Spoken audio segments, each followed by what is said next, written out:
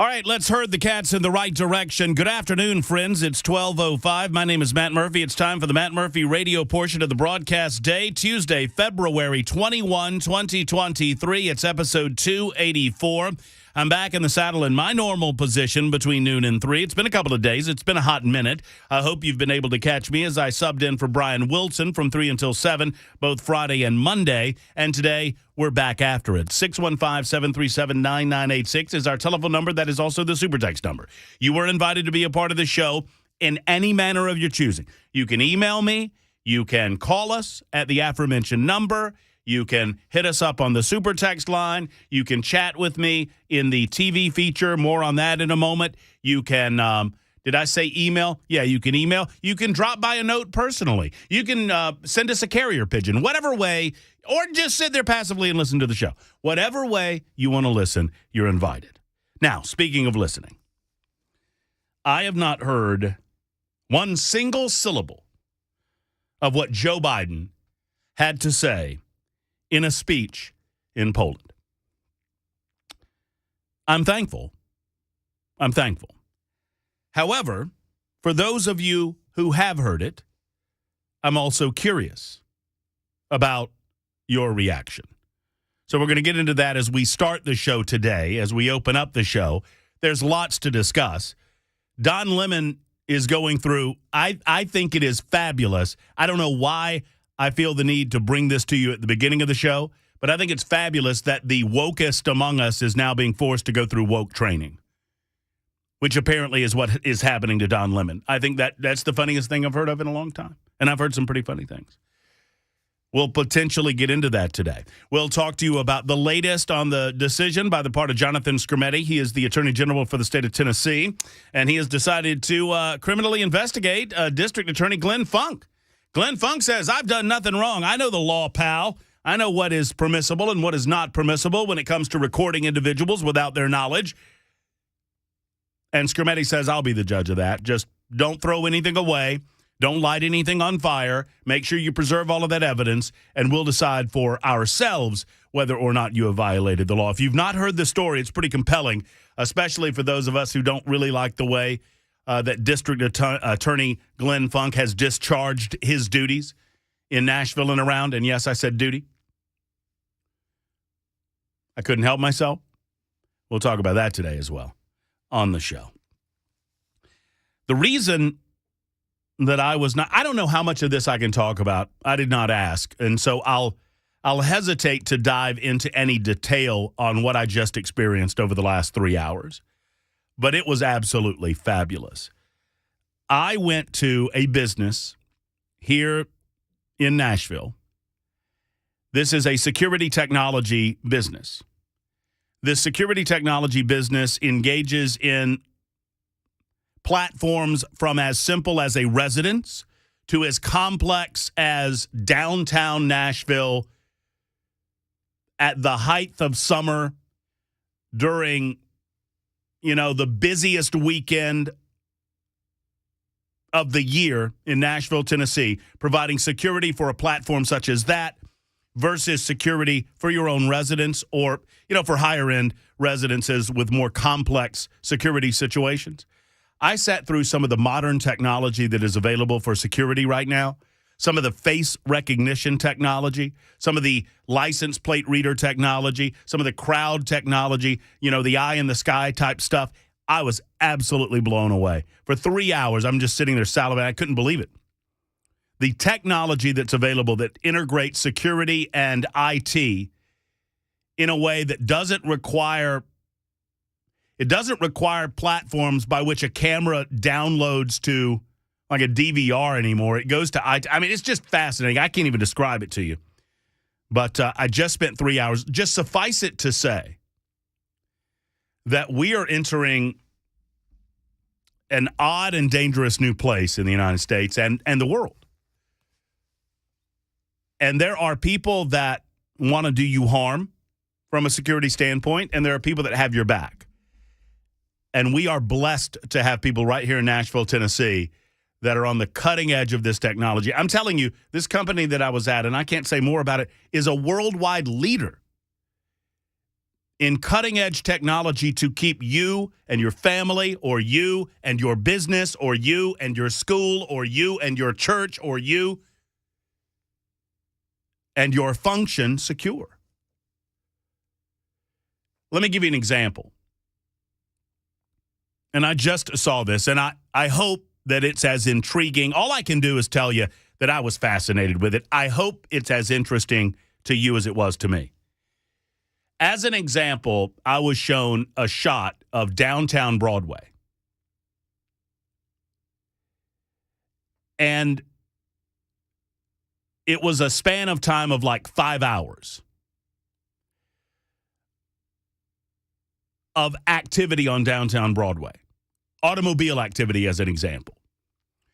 And the person that was showing me this could pinpoint, they could put in parameters in the, let's say, 10 p.m. to 2 a.m. You have a continuous shot from one camera, and you can have, obviously, multiple cameras in place. But let's say it's just one camera to keep it simple. 10 p.m. to 2 a.m. You can take that camera footage, and before modern technology advanced to this point that I'm about to describe to you, if someone wanted to find, let's say that, who are we looking for? We're looking for an individual in a green minivan that turned left by Tootsie's on Lower Broadway, okay? Before modern technology, police officers or security experts would have to go through the entirety of that security camera footage in order to pinpoint possibly when this happened. Now the security camera, the footage is processed by the computer, and you can drill down on it and say, I want a van. You know, you can pick.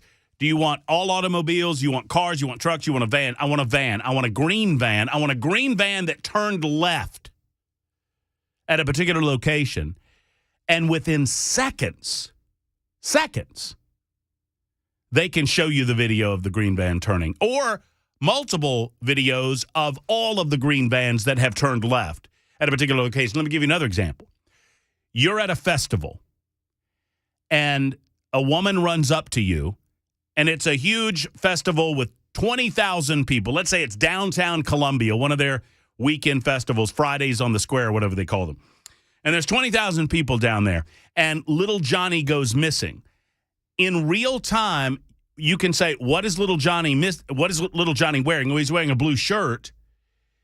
And they can pinpoint, I want every child that any of our cameras have picked up in the last 5 hours. Now I want a child in a blue shirt. Oh, Johnny was wearing a backpack? I want a child in a blue shirt wearing a backpack. And within seconds,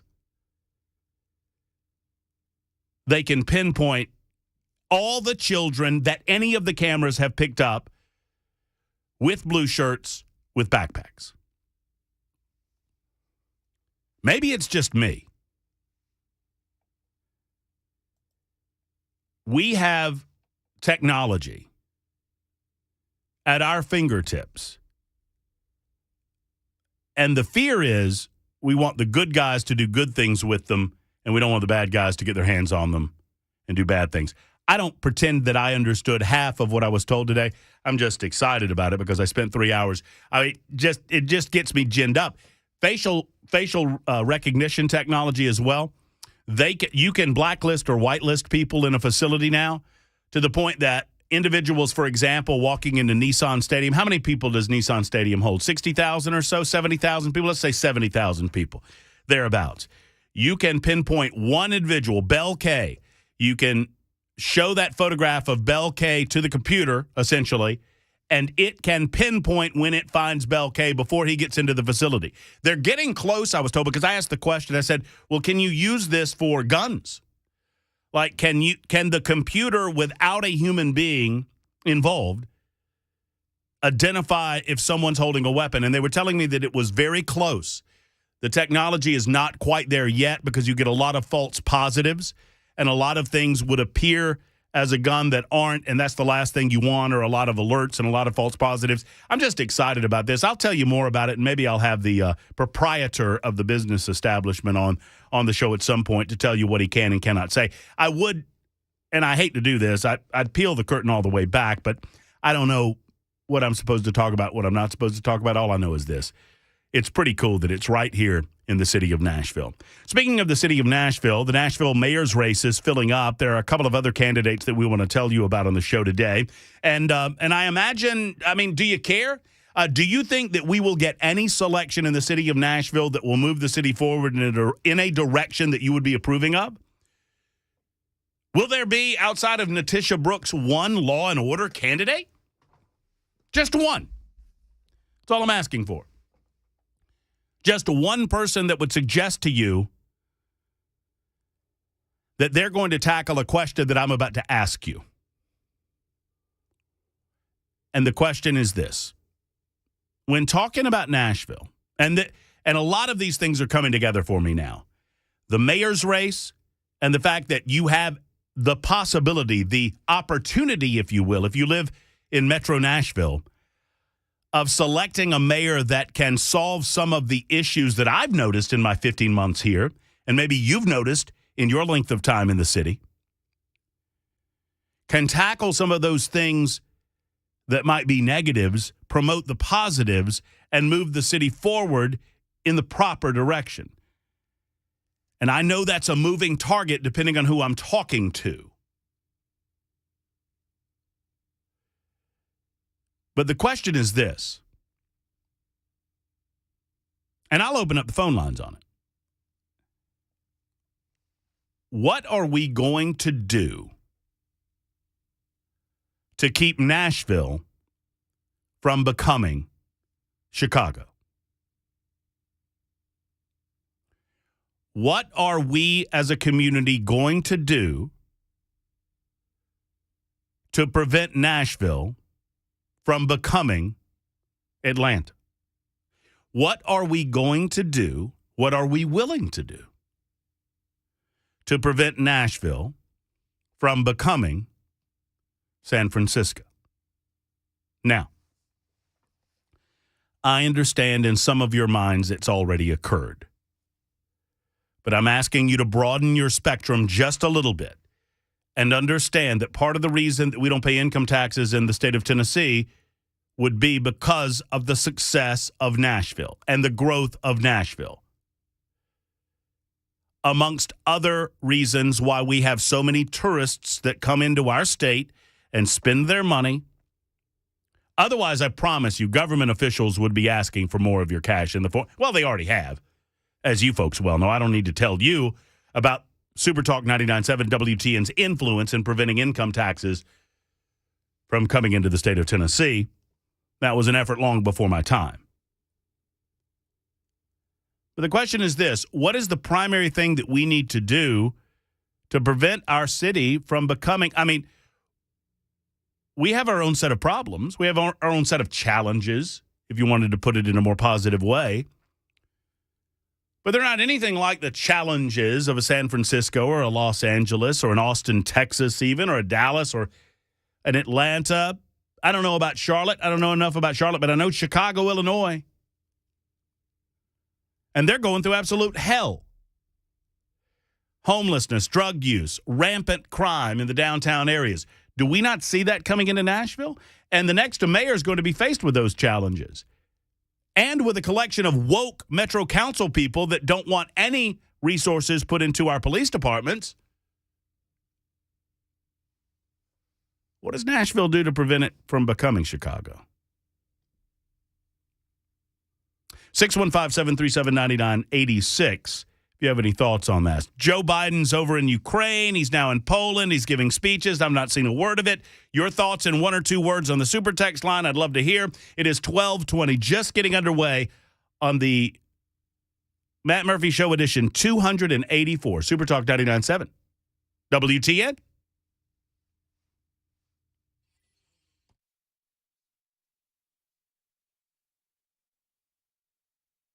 Hey, friends, Matt Murphy for LT360. Can't be more excited about tomorrow night. Tomorrow night, 6:30, Williamson County Chamber of Commerce. I'll be there. Dr. Underwood will be there. Most importantly, Coach Scott Oatsvall, the founder of the feast at LT360, will be there. He'll provide dinner. It will be a nutritious and delicious dinner, if my past experience is any expectation. And we'll have some great discussion about getting you healthy on a cellular level and helping you put off the weight and eliminate some of the pills that you're taking that you want to eliminate from your life. It's as simple as this, folks. You've been told that you go on a diet, you lose weight, you can go off the diet. Oftentimes, you're gaining that weight back. It's a yo-yo situation. Coach Scott understands to truly get healthy on the cellular level, it involves a number of different components, to include getting up and moving a little bit, getting that heart going, getting cardio going. It includes eating right. Incomes dictate outcomes, right? It includes getting healthy on a cellular level, and it takes more than just 60 seconds to tell you about all of the benefits of LT360. That's why we love getting together and talking to you at these get-togethers at the Williamson County Chamber of Commerce. It's dinner and discussion. All you need to do, it doesn't cost you a single thing. All you need to do is sign up at LT360.com. There's still a few slots available. Get there. I want to see you.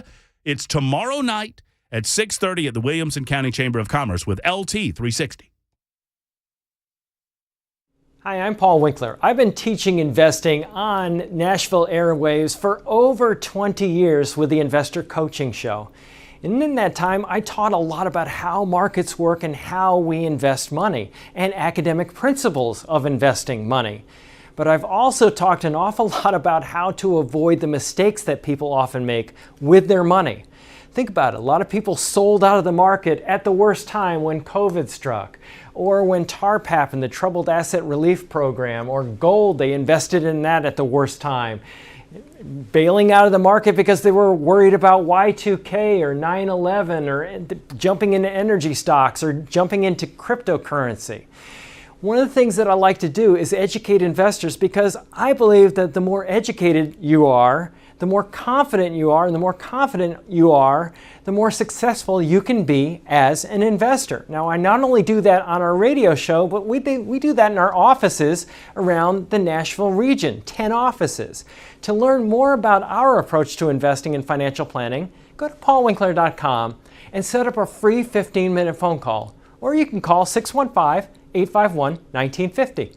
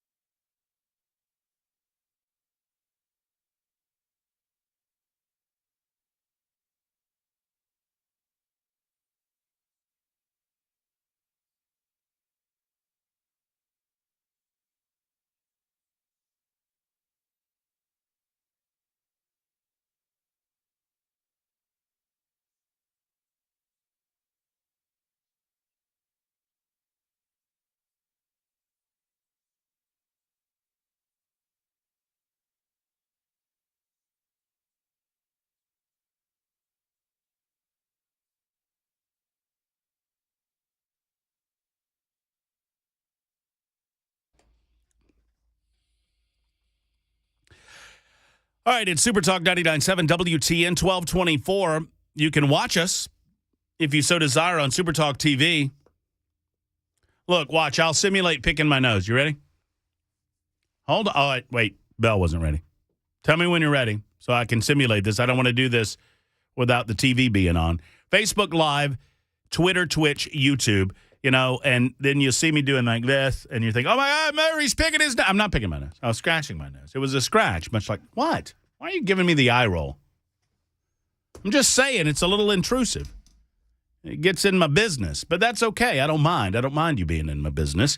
And thank you for all of you. Wrong with you. Thank you for all of you that have been watching and commenting. We appreciate you. Several of you have commented on the super text line. I don't know why you would want me to do this, but several of you, perhaps you were out of your routine yesterday, maybe not working. It was President's Day.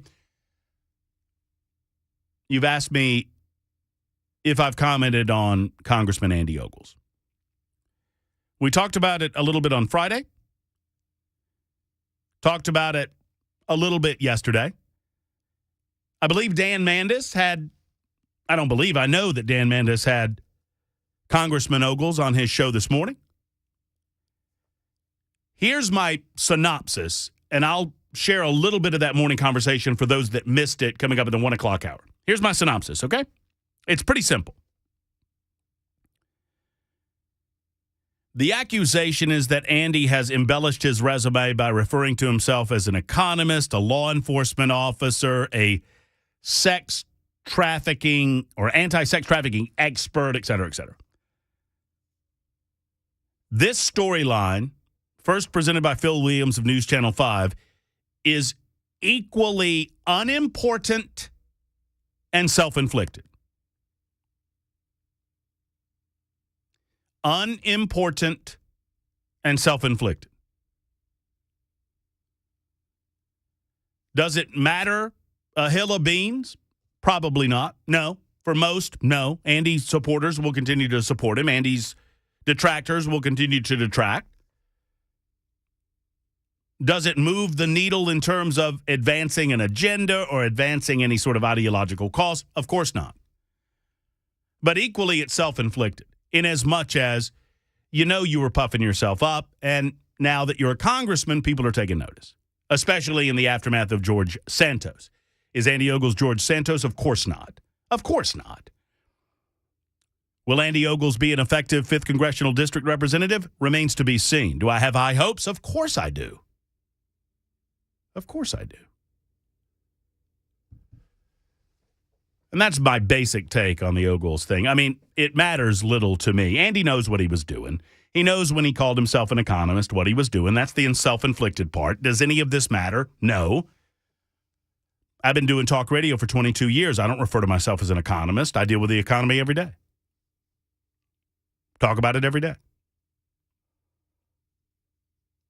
So there's that. All right. I asked you a question. How do you keep Nashville? Because we've got a mayor's race coming up later this year that could push the direction of Nashville in any number of different ways. And it was brought to me, and I'll give him credit. Norm Parton asked this question of me when he was on with me Friday on Brian Wilson's show, The Drive. He asked the question, how do we keep Nashville from becoming Chicago? And I thought about that all weekend, and I don't know the answer to it. How do you keep promoting? How do you keep encouraging? How do you keep growing? How do you keep building? How do you keep all of that activity going on and not become what we see on our televisions and, in some cases, what we see in our own city to a much smaller degree? David might have a thought on this. He's out of Hendersonville. Hey, David, how are you?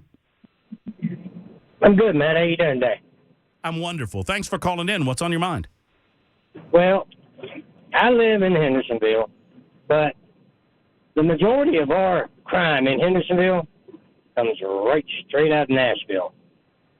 And they tend to catch pretty much everybody that comes in there because we have the camera system that's been debated in Nashville. They catch them when they come in, they do their little deal, but they don't get back out. It's kind of like a fly trap. Come in, you don't get back out. But with that being said, the way we keep Nashville from becoming a New York, Chicago, Los Angeles is to get rid of the Democrats that are in office and do not want to uphold the law that we have on the books, or that want to take it easy on people that don't need to be taken easy on. Just got to get rid of them. Simple. Well, it sounds simple, and when you and I are talking about it, it is simple, David, but convincing individuals that they need to vote in their best interest as opposed to voting for a letter behind a name or a concept or a wokeness is a little bit different in the city of Nashville. But I like the way you're thinking on that. It's 12:30 on Super Talk 99.7 WT, quick timeout back in a moment. The question is, how does Nashville prevent itself from becoming Chicago or preventing Or maybe you believe it already has. Super text line up and running. Super Talk line up and running as well. 615-737-9986. It's 1230 on Super Talk.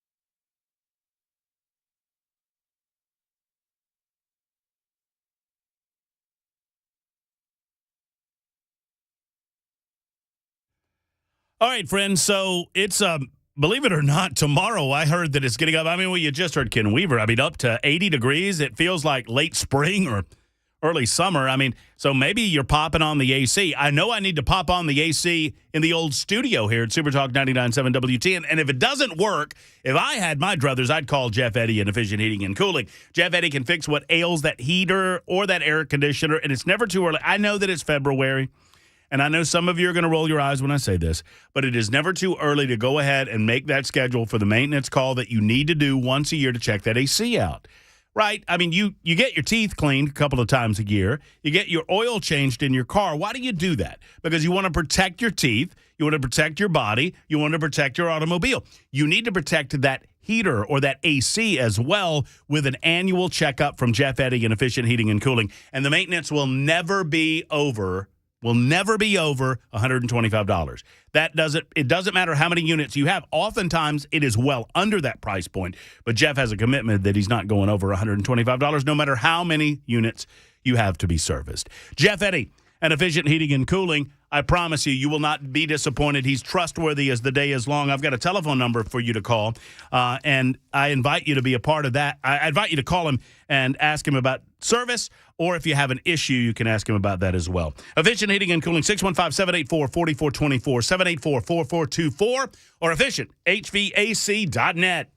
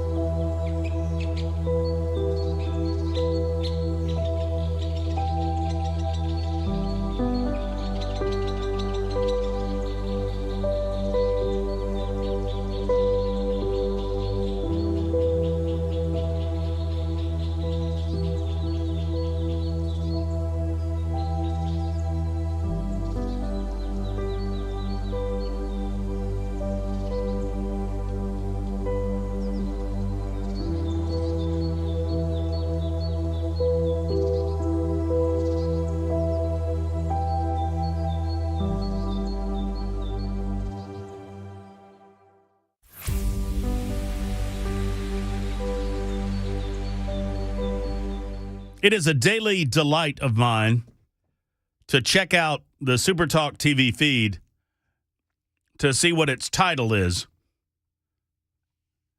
Today's is pretty good. Matt Murphy gives away his billions, just like Jeff Bezos. That's coming up. You just wait for it. You just wait. Just like yesterday. I announced yesterday I was giving away a puppy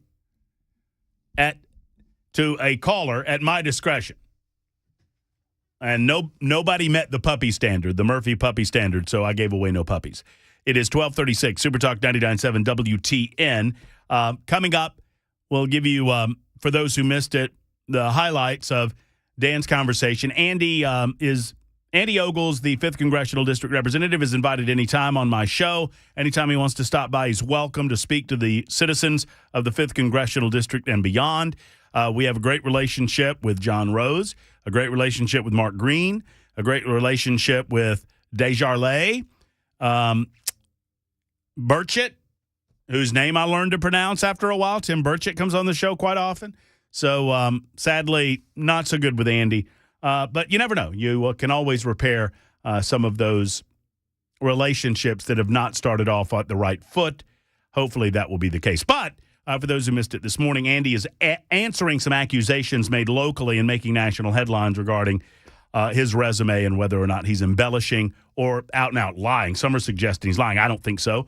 I don't think that this is a matter that will take up much more of our time outside of making you aware of what he had to say this morning for those who missed it. It's 12:37, SuperTalk 99.7 WT, and my question is, you know what?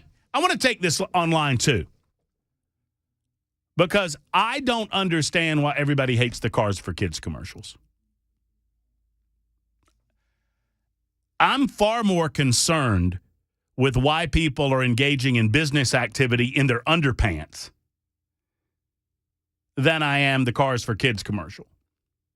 What's the underpants commercial? I can't remember.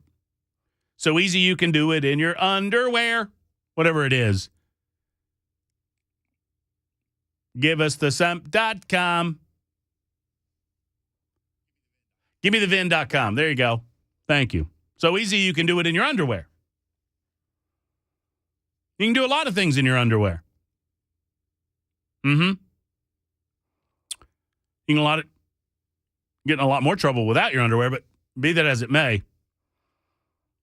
Bobby is in Laverne. Hey, Bobby, how are you? Okay, how you doing? Bobby, I'm wonderful. If I was any better, I'd be you. Well, the reason I'm calling in, I know you don't get these kind of calls. I was a duet back in the late 50s and the 60s. I used to talk to Phil all the time on the radio, and but I was called the Sprouts, Bobby and Billy, the Sprouts, SPROUTS. I was on RCA. You can look us up on YouTube. It's got our picture.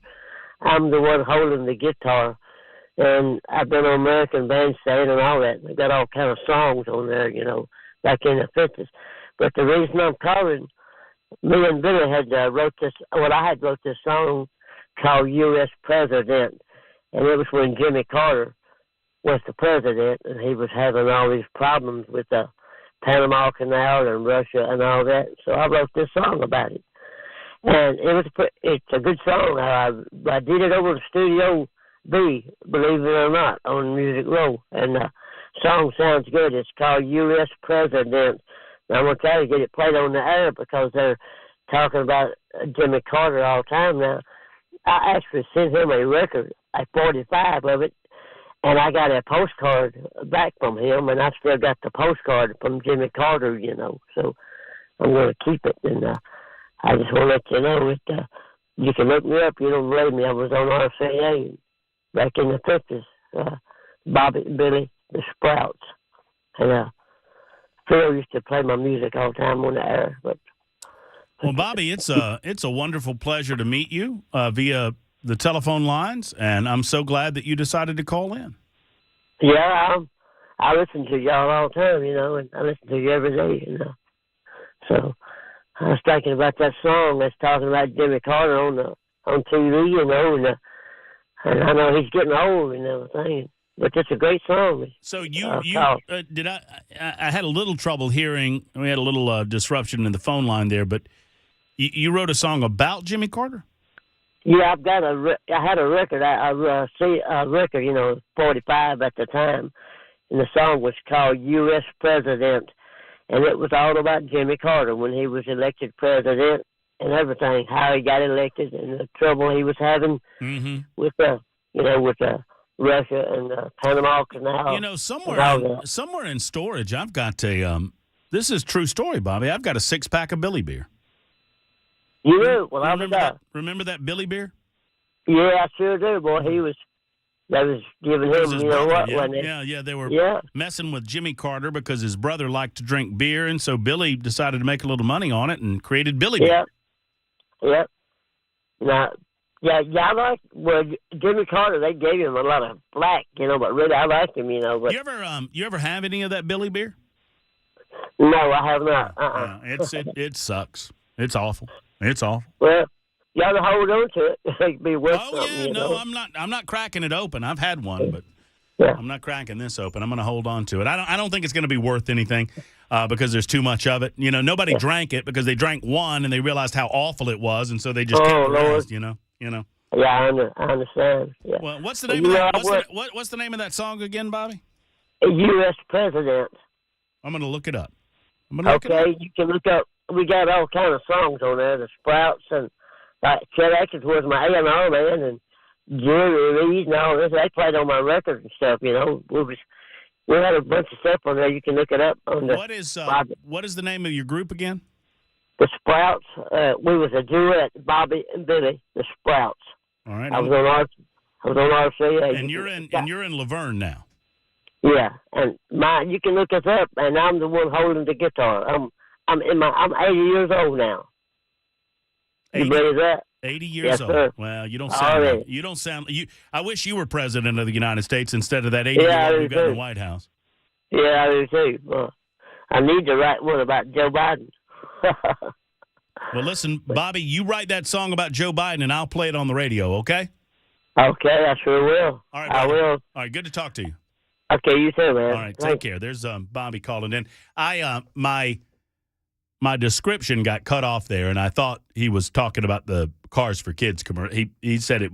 I guess it was a song about Jimmy Carter or a song about Carter. I said I saw a song about car, and I just assumed that it was somebody calling in about the Cars for Kids commercial. I don't mind it. I mean, I don't understand why people hate it so much.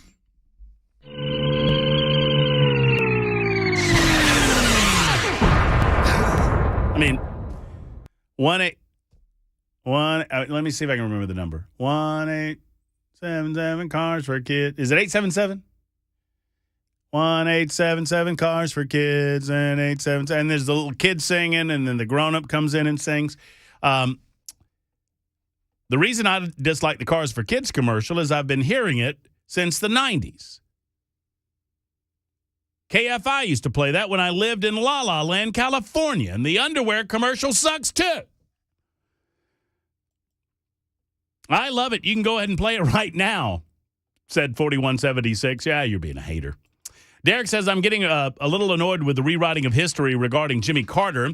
He may pass away a good man who did good for the world, but he was an awfully bad president. His policies prolonged stagflation, and we must not forget how he dropped the ball with Iran. There is no question. Jimmy Carter was a failure as a president of the United States. There's no question about that. Jimmy Carter was also a good human being. I don't think there's any question about that. I believe that Jimmy Carter's goodness got in the way of his presidency in a lot of ways.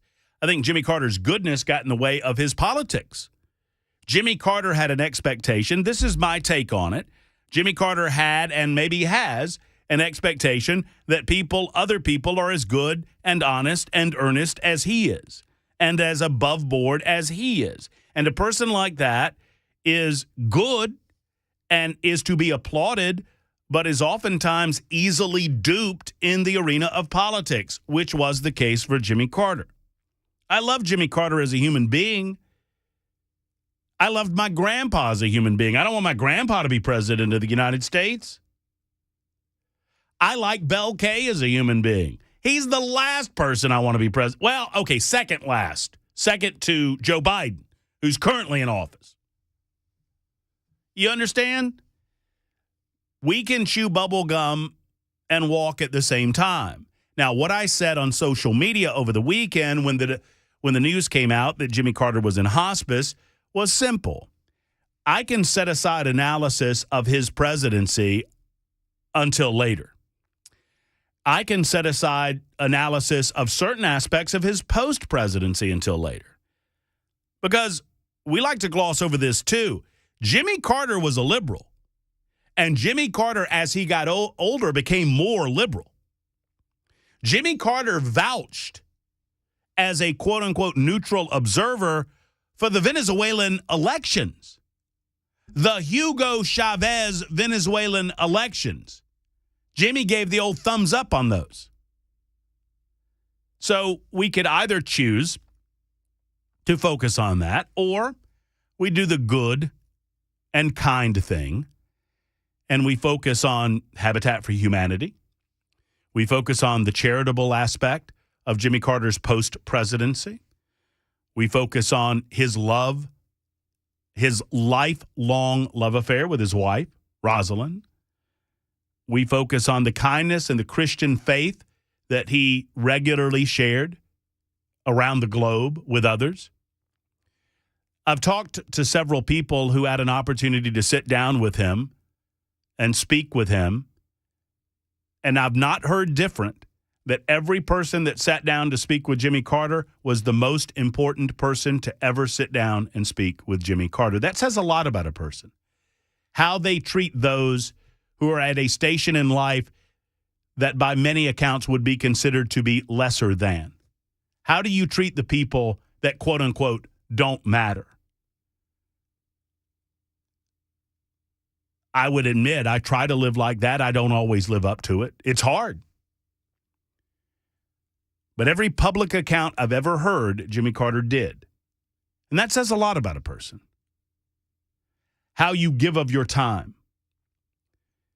A story that I recalled when I heard that when the announcement was made that he was in hospice care and that he would not be. This is not to say that Jimmy Carter's going to die in the next 24 hours. But he's 98, right? When you're 98 and you make the announcement that you will no longer seek medical attention or hospital care, that you simply seek a hospice care or comfort within the home, surrounded by your family and friends, we've all got it coming, kid, but you recognize that the time is probably it's short. And I remembered a story my former co-host told me about interviewing Jimmy Carter in Birmingham, Alabama, and how kind he was on set.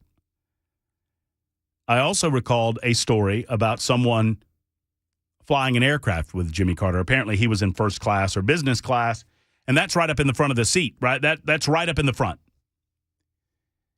And so Jimmy was seated he's president. I don't know why the president was flying commercial, but he was flying commercial. And he had some, I am sure, Secret Service there. And the person telling me this story said, we got on the plane and holy moly, there's Jimmy Carter. And everyone that walked by was like, you know how it goes. Oh, that's Jimmy Carter. That's the former president, Jimmy Carter. That's Jimmy Carter. That's the former president. Oh, did you see Jimmy Carter? He's right there in front. I said, no, Rosalind's not with him. It's just Jimmy Carter. And so when the plane got going, I have no idea where the flight was going to. But as the story was related to me, as the plane gets going, Jimmy Carter, it's probably 20 years ago, got up from his seat and walked down the aisle to the back of the plane. And every person that made eye contact with him, or every person that seemed to want to, he spoke with them, he shook their hand, he said hello, he asked them how they were doing. Now, I know that in 2023 it's difficult to put politics aside.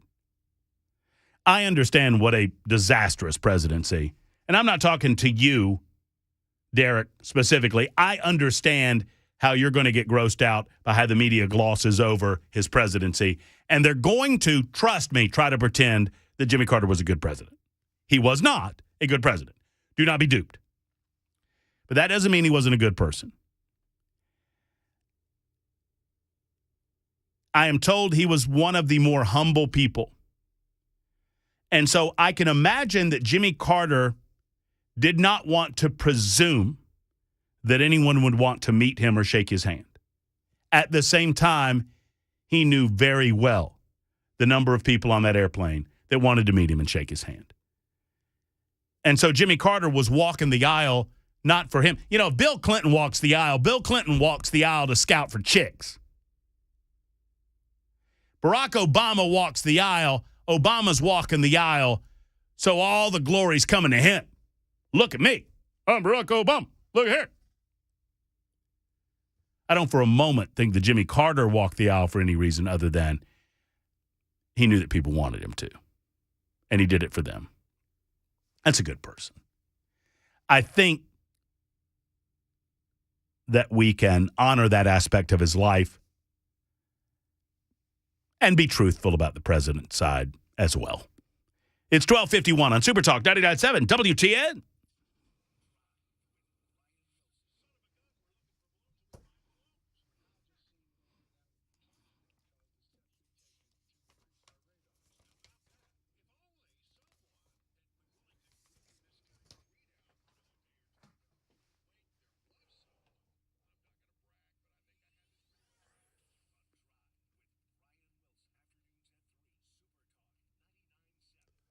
Hey, friends, Matt Murphy here for Tennessee Men's Clinic. Let me tell you about just one of the components that they do at Tennessee Men's Clinic that makes it so easy for those of you who have been diagnosed with a lowered testosterone level and you need some testosterone in your life to get it back up to where it should be, to get that energy again, to get that verve, that vivaciousness back into your life. It's the pellets. Ask Tennessee Men's Clinic. When you meet with Jennifer or one of the other incredible folks over at Tennessee Men's Clinic, when you give them a call to talk to them about whether or not you might have low T, they'll run you through it for less than $99, less than $100. They'll give you a T test, a prostate test, and a complete blood sample. So they're doing a lot of different things there, but they're going to check that T too. And if it's determined that the T is low, ask them about the pellets, which is so low impact. You go in for an office visit, and then later, a month later, you get that T checked to make sure that the levels are where they should be. And the pellets can last up to 6 months. You don't have to go back. It's a wonderful aspect of what they're doing at Tennessee Men's Clinic that I wanted to make you aware of. Ask them about it when you go to TennesseeMen'sClinic.com or you give them a call at 208-9090. Almost forgot the telephone number. 208-9090 for Tennessee Men's Clinic.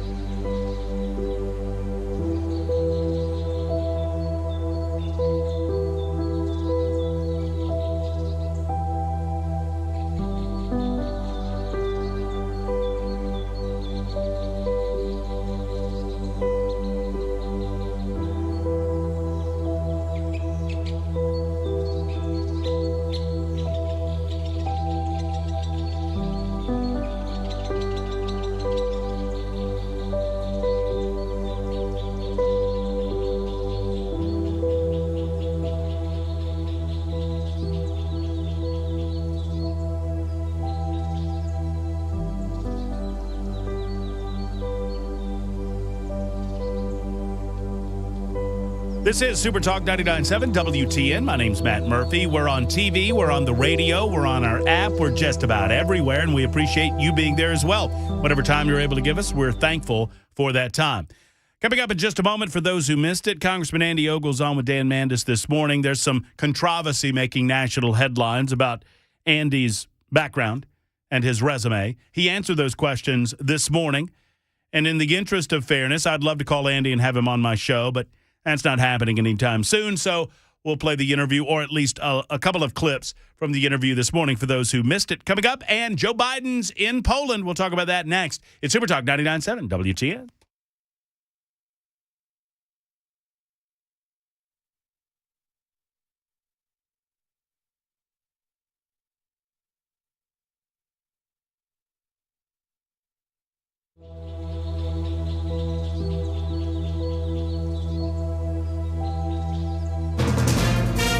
From ABC News, I'm Michelle Franzen.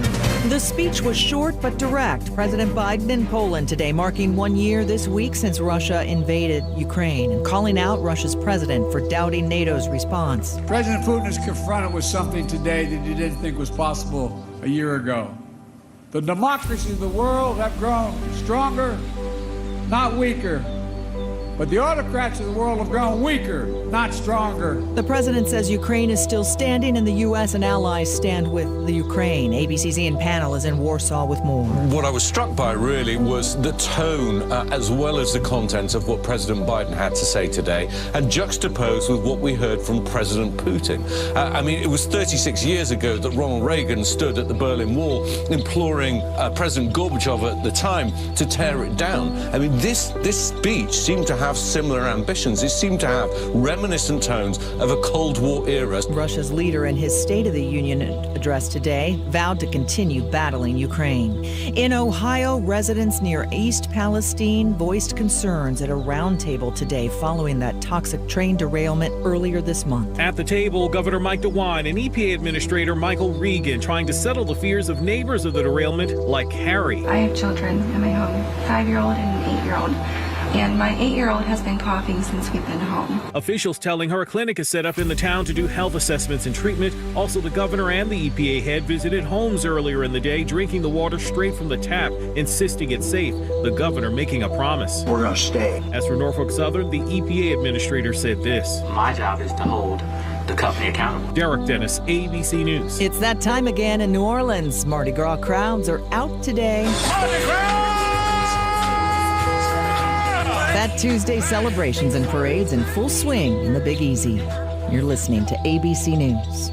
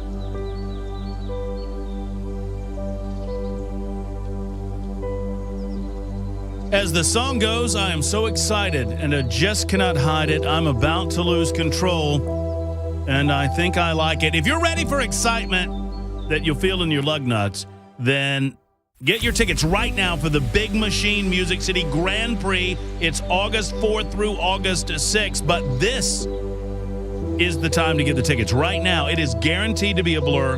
It is guaranteed to be a sellout with racing, food, racing, beer, racing, music, and more racing. New for 2023, Saturday night racing. You guys know how I love racing, motorsports of all kind, and I love the Big Machine Music City Grand Prix, and you will too. The return of the high-flying stadium super trucks, all capped with a Sunday with the NTT IndyCar Series racing through the streets of Nashville. It is time to burn down some bridges. It is the party of the year, and they say you can bet your asphalt on that. So, August 4th through the 6th, the Big Machine Music City Grand Prix. Get amped up. Snag your tickets today at MusicCityGP.com, MusicCityGP.com.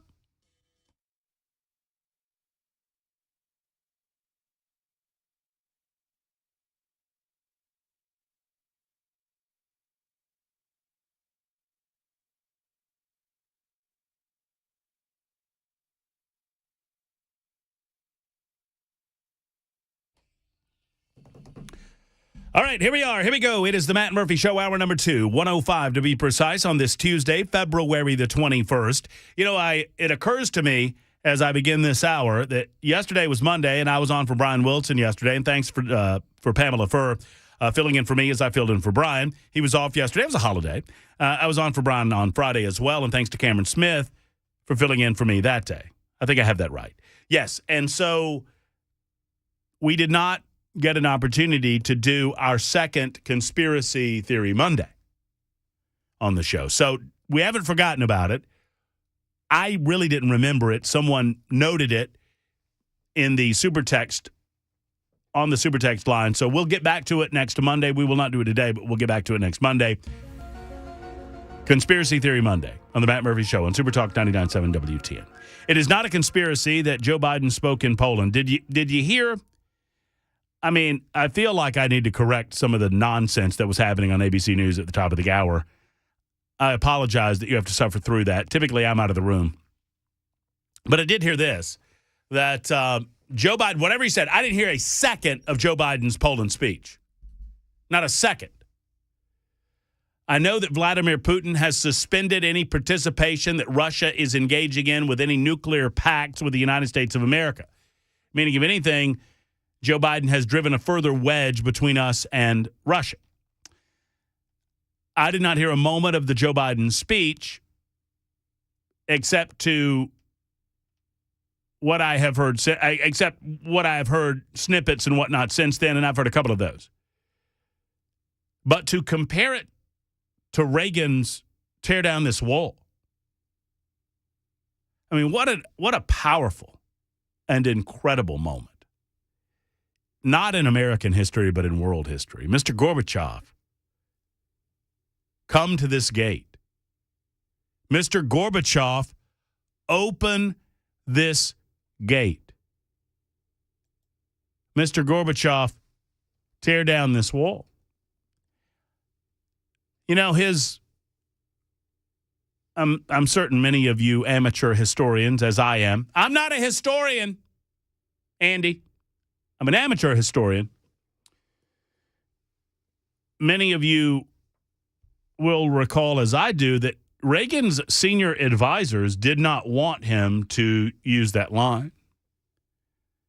He was actually, there's been many documentaries about this, and he was actually advised not to use the line. It disappoints me how much we degrade these singular moments in American history in an effort to prop up Joe Biden. And that's what ABC News is doing. Now, what did I admit to you at the beginning of the hour, at the beginning of the show? I haven't heard a word of what Joe Biden said. I'll go back and listen to it. But I can tell you that it was not. Many conservatives thought that Reagan had been charmed by Gorbachev, and Reagan actually had more problem dealing with his hard right than he did the left. So Reagan had to constantly let the right know, I know what I'm doing. Reagan was being accused already of getting soft on communism, but he hadn't forgotten the problems we still had. Europe is still divided. There was still a Berlin Wall. There is one sign the Soviets can make that would be unmistakable. that would advance dramatically the cause of freedom and peace. Mr. Gorbachev, open this gate. Mr. Gorbachev, tear down this wall. It was perfect. It was perfect. I thought I had a clean clip of it there, but it was good to get the context from some of the commentary from individuals who were around at the time. And as I said, many of his senior advisors did not want him to go there because they felt like they were doing well making inroads into Gorbachev's inner circle and convincing him that communism was going to be the road to doomsday for the Soviet people, and it ultimately was, obviously. Mr. Gorbachev, come to this gate. Mr. Gorbachev, tear down this wall. And he's talking to people who are just beyond it, living in the midst of communism. And 2 short years later, the wall was torn down. Now, the United States of America, we were told earlier today that the Soviet Union has no interest in further engagement in any nuclear pact or nuclear treaty. In other words, they're pulling themselves out of it. To which the United States of America was like, hey, no, we're ready to talk. We'll talk to you at any point we want. Well, Joe, you can't have it both ways, and I don't need to hear your speech to know it. You don't get to talk tough and then beg them to come back to the table so that they can continue to talk to you. That's not the way that any of this works. And in the meantime, well, let's listen to Joe. From the Atlantic to the Pacific, NATO in the Atlantic, Japan in the Pacific. I mean, across the world. This was not his premier speech today. This was actually an address that he had on. It was yesterday, and we built a coalition of nations from the Atlantic to the Pacific. NATO in the Atlantic, Japan in the Pacific. I mean, across the world. I mean, across the world, man. Come on, man. That's his big Ronald Reagan moment there. No, I guess it was the speech today. I guess based on some of the ABC commentary, I'll have to go back and take a listen. I'm sure it was wonderful. Speaking of going back and taking a listen, so there's been a little controversy, and I'm going to put it to bed, at least my part of it to bed, because I don't think there's a lot of there. It is what it is. Andy Ogles, the congressman from the 5th Congressional District, was the target of a News Channel 5 Investigates piece by Phil Williams. Phil Williams targeted Andy Ogles, trampolining off the George Santos stories that were making national headlines, indicating that George Santos was a liar. I mean, and he is, right? George Santos was elected by the people of his district, and unbeknownst to them, he was lying to them about his past, about his background, this, that, and the other thing. And the people of his congressional district will judge him accordingly in the next election cycle. That's the way that politics works. Should we blame local media for not outing him sooner? Maybe. I mean, you blame him first, media second. The Andy Ogles story is not the same thing, but Phil Williams decided that he would dig into Andy's background because Andy was calling himself an economist, and he did with regularity refer to himself as an economist. Well, we talked about this on Friday, talked a little about it yesterday.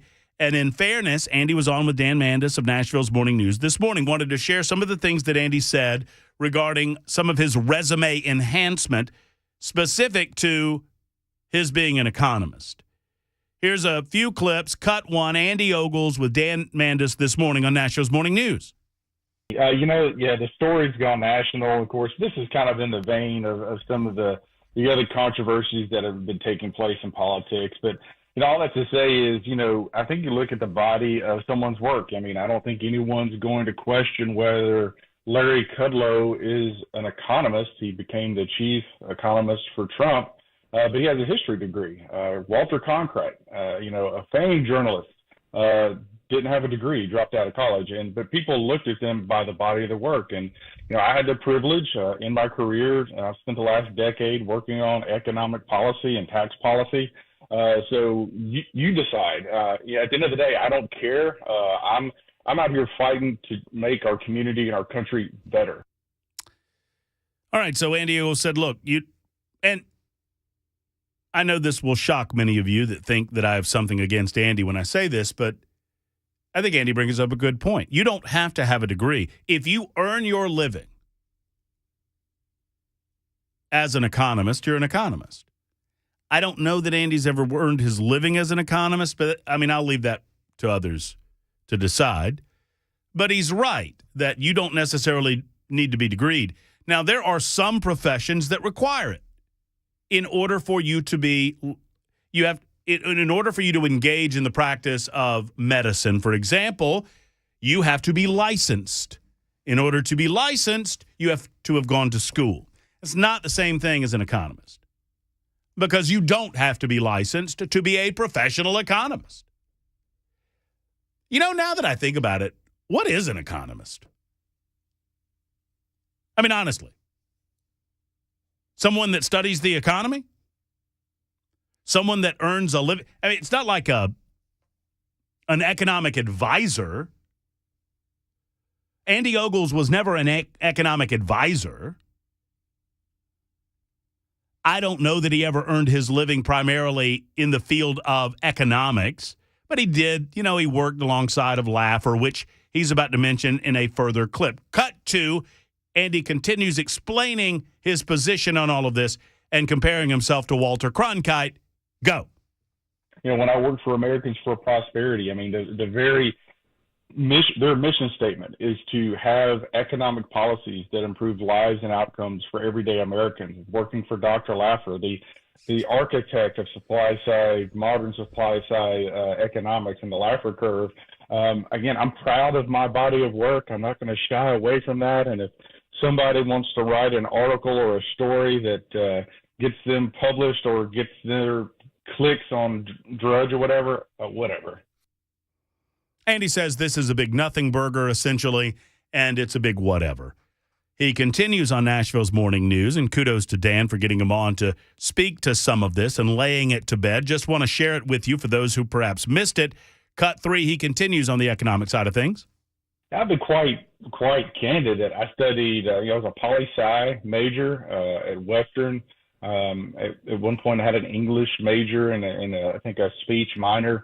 But MTSU had a broader poli-sci degree, which was international relations, and really it was just the course of study in that poli-sci degree, right? But it looked at political science from, you know, not only the historical perspective, but the economic perspective. So that was really my first taste into economics and understanding the dynamic that goes into place of why certain countries are allies. They may be really on different sides of the coin on a whole lot of issues, but they're allies because of economics. I mean, he's right. I mean, international relations is kind of a subcategory of political science. And, you know, it draws from fields like economics. And he's not incorrect there. Now, I don't know if he went into why he decided to shield his degree from others. Just to put a cap on this, here's Andy Ogles on this morning's Nashville Morning News. One final thought. Go. My time and training as an economist or someone who studies economics has been over the last decade, well before my degree. And on my degree, that's the other thing that I find so fascinating is, you know, I'm the first person in my family to go to college. I dropped out of school my senior year to help support my mom and my brothers. I'm proud of that fact. Then we had children. And I wanted, you know, my wife and I, our rule is you're going to start what you finish. I went back as an adult and finished my senior year. It was actually the second term of my senior year for our kids to say, look, I started it, I finished it, and oh, by the way, you have to finish your college degree. I mean, that's great. That's all well and good. I don't know. I mean, I was the first person in my family to go to college as well. My grandfather was a self-taught mechanic all of his life. He raised me. My dad was a radio disc jockey and had not gone to college. I don't know. I don't know if anyone in my family had been to college. I don't know of a person that had been to college. So maybe I take this a little differently. Now, once again, I give all kudos in the world for Andy's answers thus far. It's a big nothing burger to me. It's not that big of a deal. I'm far more concerned with the manner in which he represents the 5th Congressional District. That is me, for those of you haters out there, that's me supporting Andy here. At the same time, I've never understood why people who were the first person in their family to go to college, why they consider that such a big deal. And here's what I mean. My grandfather dropped out of school when he was in the 8th grade. He got in a fight. Let me tell you about my pa. They were building a new, I don't know if it was a middle school or high school. He was in the 8th grade. I think it was the last year of middle school, but they were building a new school. And he told me this story when I was a kid. From memory, he said he's in the 8th grade, and there were bullies on the schoolyard, and there was a lot of construction debris where they were building the new school in the playground area. So the bullies come over to my grandpa, and they knew he had gum. And they said he wanted a piece of gum from him. And my grandfather wouldn't give him the gum. And so he put his arm in a kind of like one of the chicken wings. They call it a chicken wing, where you put your arm behind your back and you pull up on it. And said, get on your knees, get on your knees, get on your knees. And he pulled up on my grandpa's arm, and my grandpa got down on his knees. And there was a brick on the ground, and my grandpa picked up the brick and hit the kid in the head with it. So, flash forward, my grandfather's father never knew. My great-grandfather, they lived just outside of, Williston, South Carolina was where it was. My grandfather grew up in a town called Myers Mills. Look Myers Mills up on a map. You will not find it. Just like you will not find Dunbarton or Ellenton, South Carolina. All three of those towns were swallowed up when the federal government forced people off their property to build the Savannah River plant, also known as, by my grandfather, the Bum plant, B-U-M. They made bombs. But that's another story for another day. My grandfather's father, who was a farmer all of his life, never knew how to drive a car. My great-grandfather died when I was 2 years old in 1975. Never knew how to drive a car. He bought a car in the 1950s, or maybe it was the 40s. My granddad was born in 29, so maybe it was the 40s. Bought a car and gave the key, had it delivered to his house, gave the keys to my grandfather and said, Cecil, you need to learn how to drive that thing so you can take your grandma to the store. Never learned how to drive. He drove his tractor to Dunbarton to get haircuts. My great-grandfather would park his tractor, big old Massey Ferguson tractor. Anyway, so my grandfather goes home and tells his dad that he had been suspended from school. I don't know, I think it was the tractor. I don't think it was the car. They go back to the school, as my grandpa tells the story, and his father, my great-grandfather, says to the principal, is this the way this happened? Cecil says he was being bullied. And the principal said, yes, it is so that there was a disruption and the other kid was the aggressor, but we can't have Cecil hitting kid. I mean, he bloodied his head with a brick, man. And he said, my daddy told him, you know that it wasn't his fault and you're suspending him? And they said, yes. And he said, come on, Cecil, let's go. He said, that's the last time he was ever in school. He never went back. He went to work. And my grandfather was the smartest human being I've ever met in my life. I find it interesting that Andy, and it means nothing to me, and this is the last that I'll say of it. I just find it interesting that Andy Ogles is simultaneously excusing the fact that he's not degreed in economics, but then he's applauding the fact that he was the first person in his family to go to college. Those two things don't seem to jive with me because you don't have to go to college to be a smart person, Andy. That's not the point. And I'm smart enough to know what you were trying to do, calling yourself an economist, and you are too. Just don't do it again. Just serve the people of the 5th Congressional District, would you? And that's what I'll say about that. It's 124 on Super Talk.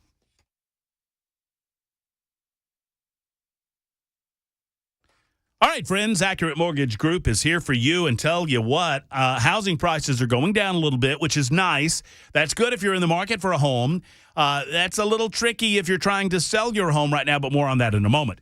Now, the interest rates are fluctuating, but they've actually come down from highs that we were experiencing 6 or 7 or 8 months ago.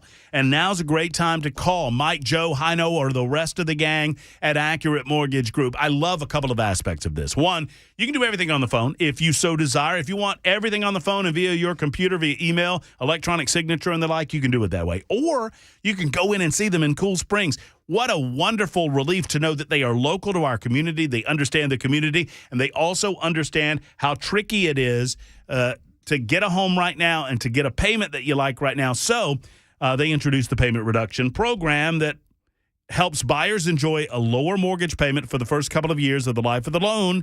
It's a fixed rate mortgage, however, which is nice, not a flexible. So you lower the payments for the first 2 years. It helps the buyer. It helps the seller. It's a great incentive that sellers can offer to make the buying of their home more attractive to buyers. It's just a wonderful opportunity and a wonderful aspect of Accurate Mortgage Group. Accurate Mortgage Group is a division of Acopia LLC, an equal housing lender, NMLS 4664. Go to AccurateMTG.com. That's AccurateMTG.com.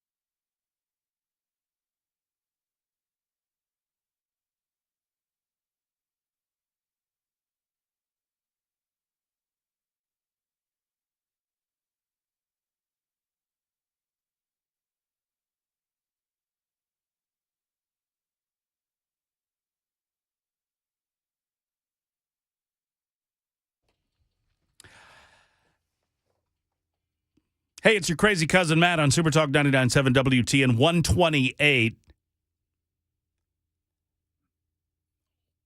I'm told that, what would Uncle Phil call them? Van Gogh listeners, right? I get this from the super text line. Okay, so now we're down to you don't like him because he thinks it's a big deal that he was the first to graduate, so petty. Okay, if you were listening, you would have heard me say at least 3 times, I don't dislike Andy Ogles. I don't know Andy Ogles. I've met him twice. I've had maybe one conversation with him. Have I ever had him on the air? I don't know that we've had him on the air. I tried to. I think maybe we had a phone conversation with him, and I wanted to ask him about some of the individuals that were financing his primary campaign, and he didn't like that, and so he didn't want to come on with me there. And then the rest is, I don't want to have to go over that. I mean, it's not a matter of liking or disliking Andy. It's part of my job. I mean, I understand the nature of the job. I understand that people that like Andy are going to hear what they want when I talk about him. People that dislike Andy are going to hear what they want when I talk about him. I get it. I understand that. All I can do is call the balls and strikes as I see them, and you can either agree with me, disagree with me, like what I have to say, not like what I have to say. I mean, that's the nature of what we do on talk radio. But it is my job, first, middle, and last, to hold individuals in positions of political power to account. And I hold them to account to the people. I'm not here to kiss his ass. I will never. I owe it to you not to do that. And I'm not going to do it.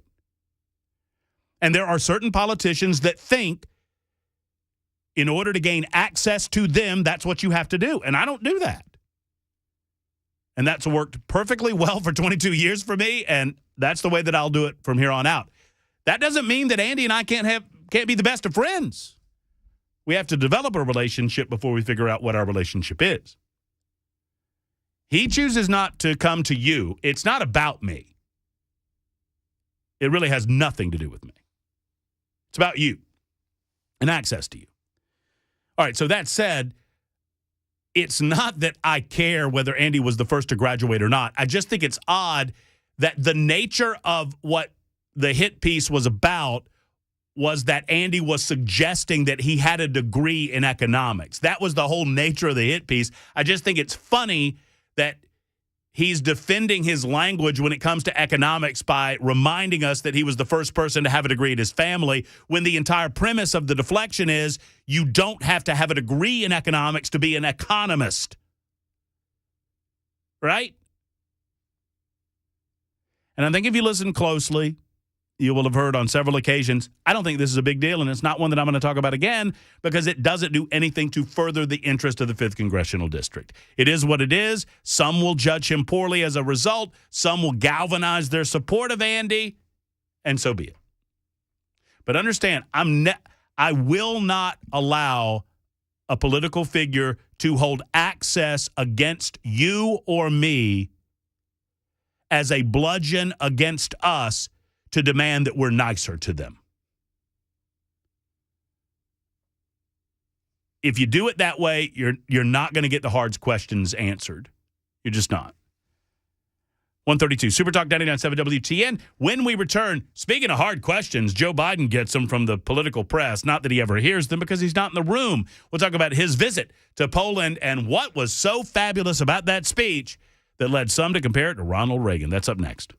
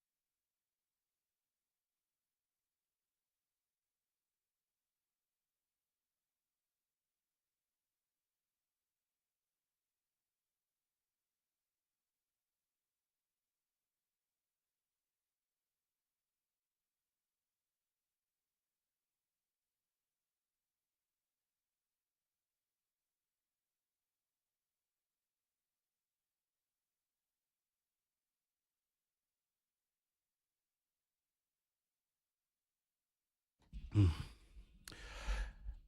right, Super Talk 99.7 WTN 137. Good afternoon. Welcome back.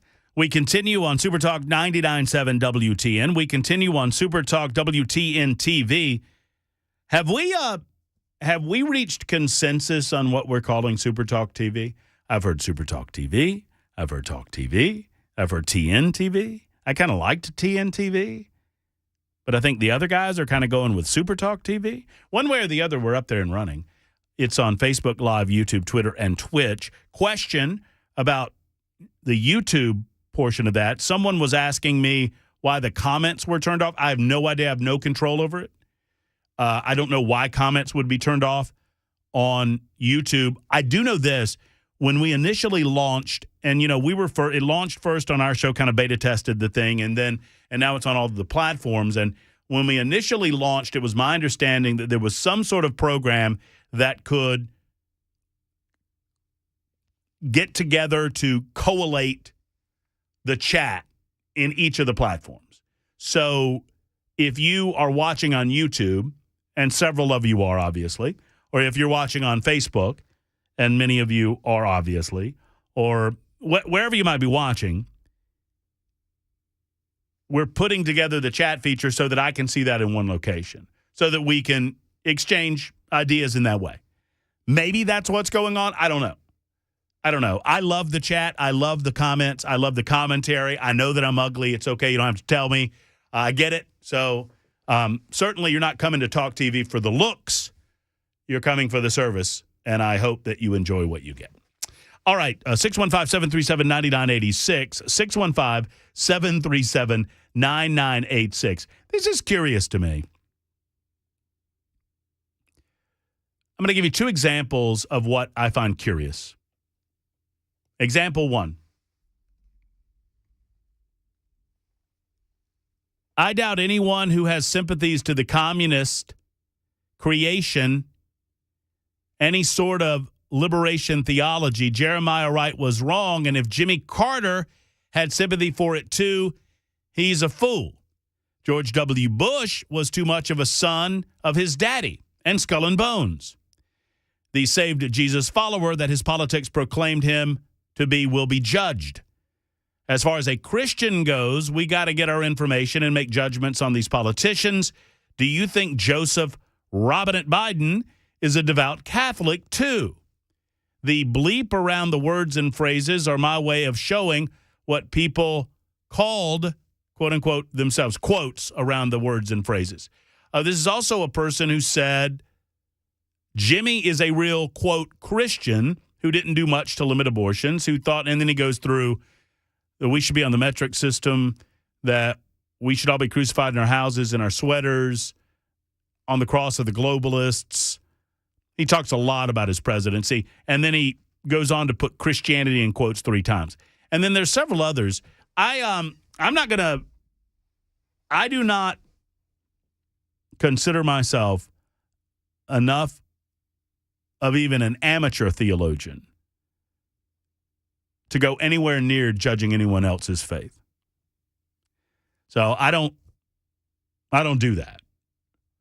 I judge people based on how they act, and Jimmy Carter professes a belief in his salvation through his belief in Jesus Christ as his Lord and Savior.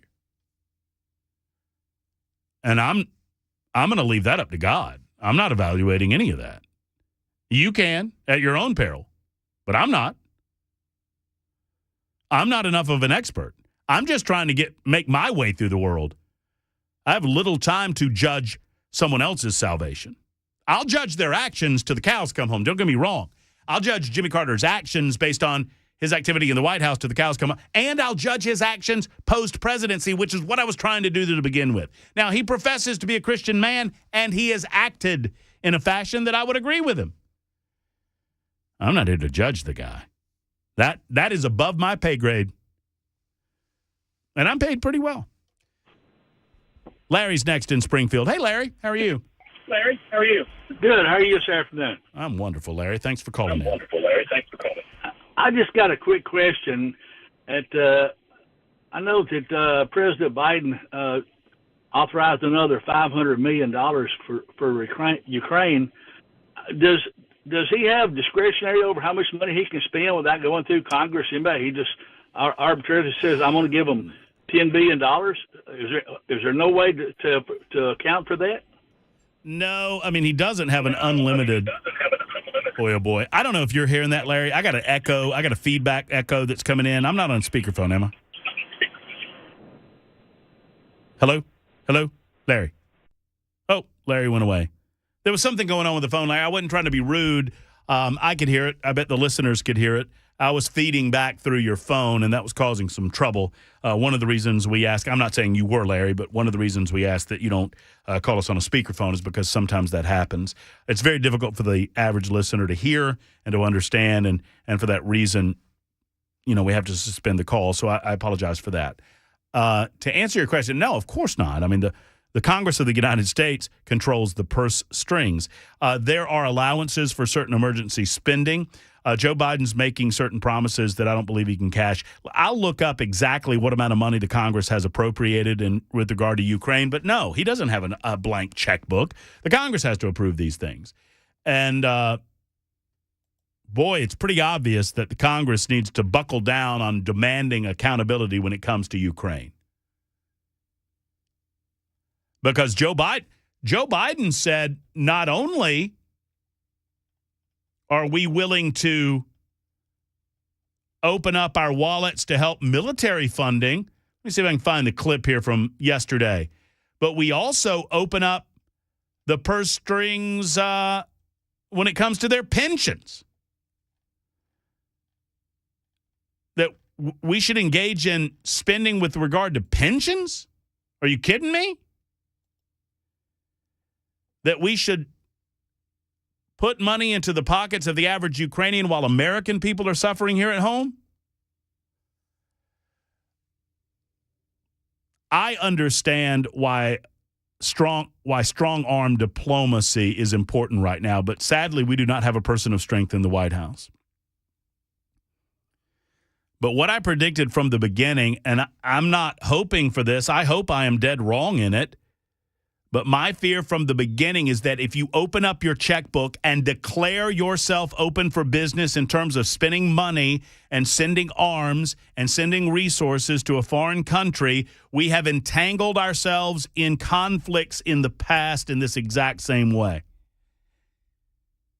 Every step of the way in the buildup to the Vietnam War, American leaders told us we have no interest in military conflict in Vietnam until we were engaged in military conflict in Vietnam. And it was always about squashing the advancement of communism there so it doesn't come here. I get that. I understand the concept, but we now have a history on our side that we see didn't work. What do we think is going to be different now that we have yet another Democrat, weak-minded leader willing to acquiesce themselves to the military-industrial complex? Lyndon Johnson did it. And it got us into the Vietnam War, something that Richard Nixon eventually extricated us from.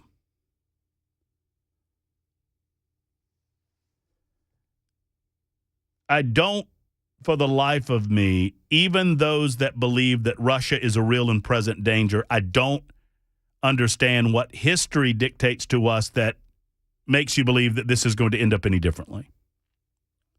Now, back to the caller's point. No, of course Joe Biden does not have a blank checkbook.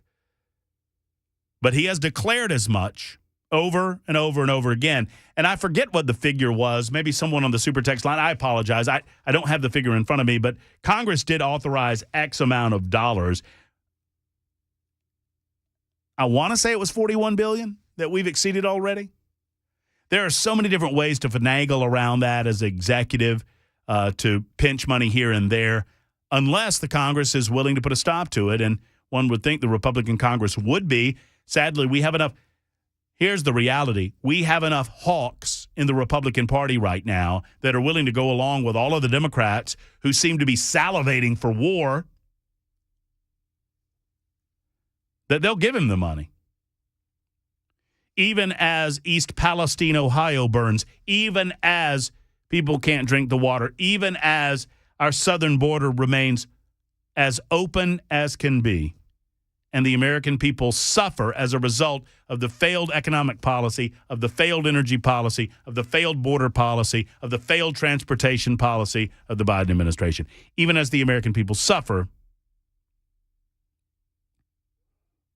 Ukraine, they're suffering. There's no question. Now, I've heard it put in a particular way on this air. Look, smart people can disagree on this. I'm not suggesting that I am smart in any fashion along the lines of a Mark Levin, for example, but I was listening to Levin last night as I was driving home. And Mark Levin was making a comparison that I completely disagree with. He was comparing the issue involving Ukraine and Russia with the American Revolution.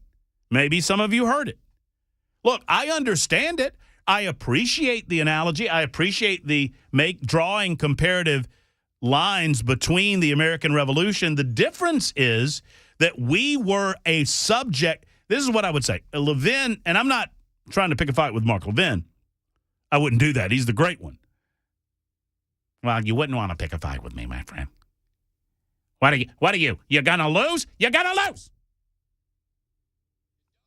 You big dope. Levin was suggesting that we, as America, in the modern day, are France when it comes to the history of the revolution. And that without France, the American colonists could never have succeeded in the manner that they did. And he's right. Of course he's right. He is a man who understands and studies his history. As I'm listening, he's making this compelling case that thankfully, because of the French, America was able to separate ourselves from the British during the American Revolution. And that without the French and their presence, we would not have happened. Without the French, America would not exist as it does today. And he's exactly right. And then he went on to compare the current situation involving Ukraine and Russia. And in that, Russia is the Brits, or would be the Brits. Ukraine would be the colonies. And we would be France. Well, here's the one, it's not 1776, it's 2023. And the geopolitical landscape is completely different. Making the comparison, I dare say, great one, perhaps oversimplifies what's going on today. Secondarily, the Ukrainians had already dissolved their relationship with the Russians. If I'm to make the case for a lack of American involvement, at least from a material standpoint, it is this. Yes, it is the objective of the European nations to prevent Russia from taking back portions of Ukraine that they claim are theirs. The Ukrainians had already had a political dissolve. The American colonies had not. The circumstances are different in as much as we were subjects to the crown at the time of our revolt. It's why we call it a revolution. Ukrainians had already formed their own system of government. The Ukrainians are being invaded by foreign agents, a foreign nation. Now, a more adept or a more, I don't know if it had been a more accurate analogy, it's a hypothetical, but had the British taken advantage of the War of 1812 to the point that they tried to retake the United States of America, then I think that's a more apt comparison. I just, once again, I'm not criticizing the great one. Smart people can disagree on how much involvement we should have on this engagement. But I know of almost no reasonable American that would suggest, as Joe Biden has done, that the checkbook should be open for infinity. Which is what he said today, I'm told. I've not heard a word of it. 152, it's Super Talk 99.7 WTN.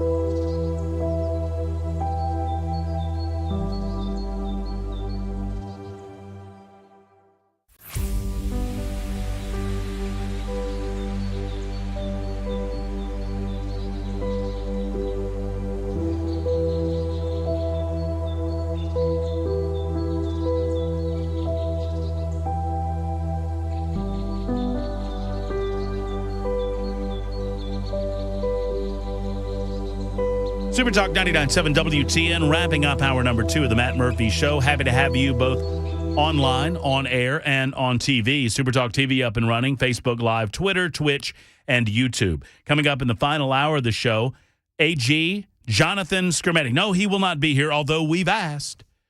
Jonathan Skrmetti is after Glenn Funk, or at least wants to investigate some criminal activity on the part of the DA in Nashville. We'll fill you in on the details if you missed any of the story yesterday. It broke yesterday. We had it yesterday afternoon and have got it this afternoon as well. Plus your telephone calls and comments on the Super Text line, 615-737-9986. Let's see, what else do we have? Oh, John Kirby defending the United States of America when it comes to Nord Stream 2. And Ronald Dahl is too woke. That'd be Charlie in the Chocolate Factory. That's up next. Super Talk.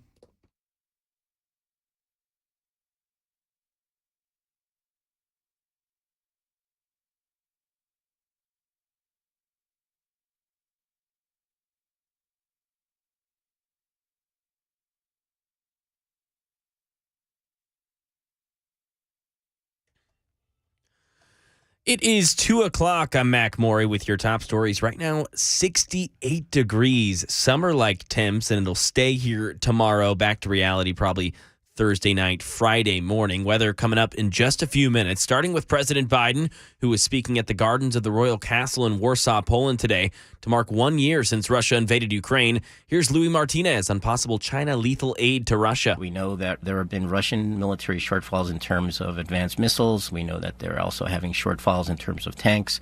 We know that they're having issues with their manufacturing because of those economic sanctions that were put in place nearly a year ago after the invasion of Ukraine. So Russia has been looking elsewhere. We know that even North Korea has been providing assistance in form of artillery shells to the Russians. And there has been concerns upon the part of the Biden administration that what is going to happen here is that China, which already has been providing some kind of assistance non-lethally, might be gearing up to do that in terms of lethal aid.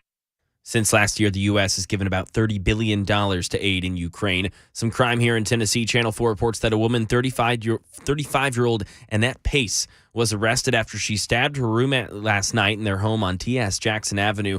The victim says it all began with an argument about her going into Pace's room. 2 other roommates claimed they heard the argument. One tried to break it up after it was already over. The 4th claims she saw the ending and thought that she saw Pace holding scissors, but it was dark, so she couldn't tell that it was a 7-inch long knife. The victim was stabbed in her lower neck and shoulder area. She's in critical condition right now at Vanderbilt Medical Center. Pace is in jail on a $150,000 bond. That is the latest news. Weather's next. I'm Mac Morey, WTN News.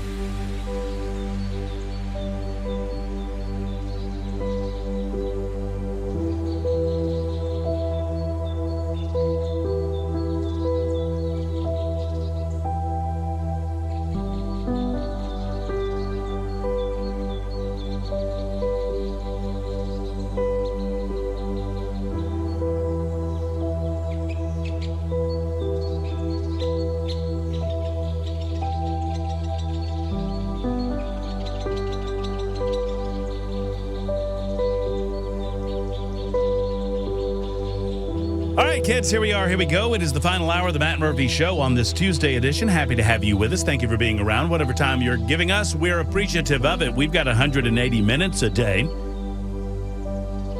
And two-thirds of that already down today. 615-737-9986 if you'd like to be a part of the show. 615-737-9986. Getting underway on the radio side of things, about to get underway on the television side of things as well. There's yours truly. There's Bell K behind the glass. Mac Bory's back in the newsroom gathering headlines as we speak. A lot of you speaking out on the issue of Joe Biden and Russia and his actions in Poland, his words more than his actions in Poland, as Joe Biden and Vladimir Putin give dueling speeches as we're nearing the 1-year mark on the war.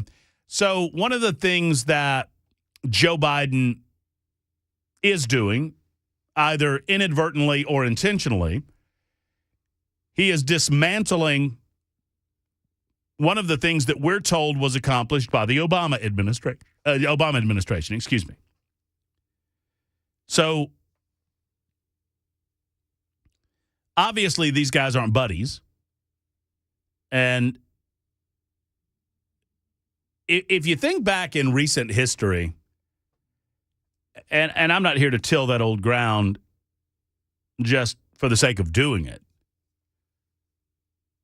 but remember when in 2012, it's almost funny, when Mitt Romney and Barack Obama were debating in advance of the 2012 election. And Mitt Romney explained correctly that Russia, and, you know, you could quibble over whether it was Russia or China, but because of our trade entanglements with China, one would obviously give a pass to Mitt Romney when he said that our number one, remember this, our number one geopolitical foe is Russia. And Barack Obama laughed at him. Joe, the 1980s called, and they want their foreign policy back. Hillary Clinton sent Vladimir Putin, it was a comical event. She sent him a reset button. Do you guys remember this? It was an actual thing. They came out, it was like a box. It was an actual thing. And they opened up the box. I'm doing this on television right now. And they open up the box, they pull it out. Oh, look, it's a reset button. What is this? The fourth frickin' grade? And at the time, those of us recognizing how dastardly and evil Vladimir Putin was, and how despotic he was, and how he desired to return Russia to its former Soviet glory, we said, watch out. Watch out. Oh, but Barack Obama sailed back into power, and Hillary Clinton sent over the reset button. Oh, it's a great reset. Russia's so awesome. What happened in 2014? Now, from my memory, I would tell you that in 2014, Vladimir Putin invaded Crimea and took it over. And Barack Obama, Hillary Clinton, and the rest of the Democrats in control did nothing. Nothing. Then 2016 came around. And suddenly, from a foreign policy perspective, Russia was an enemy again. Russia has never been a friend to the United States of America. Now, we do business with people that we would not necessarily consider friends. I do business with people all the time that I would not necessarily consider a friend of mine.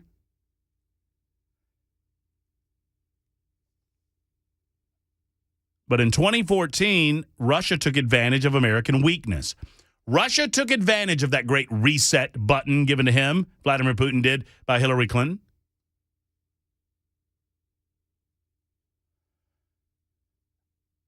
And when 2016 rolled around and Hillary had the audacity from a leftist perspective to be such an unlikable candidate that she lost against Donald Trump, the left decided that Moscow was a threat again and Russia was a threat again, and a convenient foil in this wholly fabricated narrative that Donald Trump was in bed with the Russians and he was doing the bidding of Vladimir Putin, and that's the only way that he could get elected, despite the fact that it was the Democrats that were in bed with Vladimir Putin in 2012 and 2013 and 2014 and 2015. But after the made-up narrative that Donald Trump was in collusion with the Russians, completely made up, Russia became the bad guy again. So Joe Biden and all of his minions, and I don't believe, understand, for you newbies in the listening audience, and we gather them every day, when I say Joe Biden, I don't mean Joe Biden. I mean his people. Joe Biden couldn't find his butt with a compass and a flashlight. Joe Biden's not running the country. I mean, come on now. The man can barely speak. He manages to walk upright, get from point A to point B on a regular basis, and read a teleprompter. The best that you will ever see of Joe Biden is the 5 minutes a day that you see him in public. The rest of the time, he's probably napping. Did you know, fun fact, koala bears sleep for 20 hours a day? Did you know that? It's a true fact. You can look it up. Joe Biden got koalas beat, baby. Napping. So Joe Biden decides, and the rest of his minions and the people that are on his team, the people actually making the decisions, that Russia's the enemy. So Biden and Putin delivered speeches today. In advance of his speech, President Vladimir Putin announced that Moscow is suspending its participation in the New START nuclear proliferation or non-proliferation agreement, the last remaining arms control treaty between the United States and Russia. Putin said Russia will not, quote, withdraw completely from the treaty, which has been extended to run through 2026, but said that Russia would not allow NATO countries to inspect its nuclear arsenal. He accused the alliance of helping Ukraine conduct drone strikes on Russian air bases and said that he's done with it. For those that need reminding, the 2011 treaty placed, quote, verifiable limits on the number of intercontinental ballistic missiles and nuclear warheads deployed by the countries. Joe Biden, based on his initial weakness and then his inartful handling of the aftermath of the wrong Russian invasion, I said that inartfully myself. What I'm saying is no one is defending Russia's invasion of Ukraine. It was wrong, and it needs to be met with resistance from the rest of the world. My fear is that we continue to inch toward nuclear war with Russia. U.S. policy has seemingly, even under Obama, been geared toward avoiding moving closer to out-and-out hot conflict with the Russians. Joe Biden seems not to care. So Joe phrased what little the Obama administration had to lean on when it comes to Russia and the New START treaty. All right, quickly, Jim in Mount Juliet, and then we'll get to A.G. Skermetti's push against the local DA. Hey, Jim, thanks for holding. How are you? Hello, Jim. Hello, Matt? Jim. Hey, Jim. First chance I've had to say welcome to Nashville. Well, Jim, I'm glad you called, and I'm glad you held. Thank you for that. I appreciate it. No problem. 2 quick points. I hear you speak quite a bit about Second Amendment issues. I don't know. I don't get an opportunity to listen to you enough to know exactly where you are on all those issues. But two quick things. Number one, you spoke earlier about gun detection applications at somewhere that you toured. There are systems out there right now that are being marketed for that. Just one that I came across that claims a number of fairly substantial clients, including the U.S. Air Force, is zeroeyes.com. It's spelled out, zeroeyes.com. I have no idea how efficient it is, but it's out there and it's being used, and supposedly it can be used with existing security camera systems. So if you think that just because you're not physically searched, they're never going to know, not sure that's the case anymore. The other question I have is, and maybe you know something from your dealings within the city of Nashville,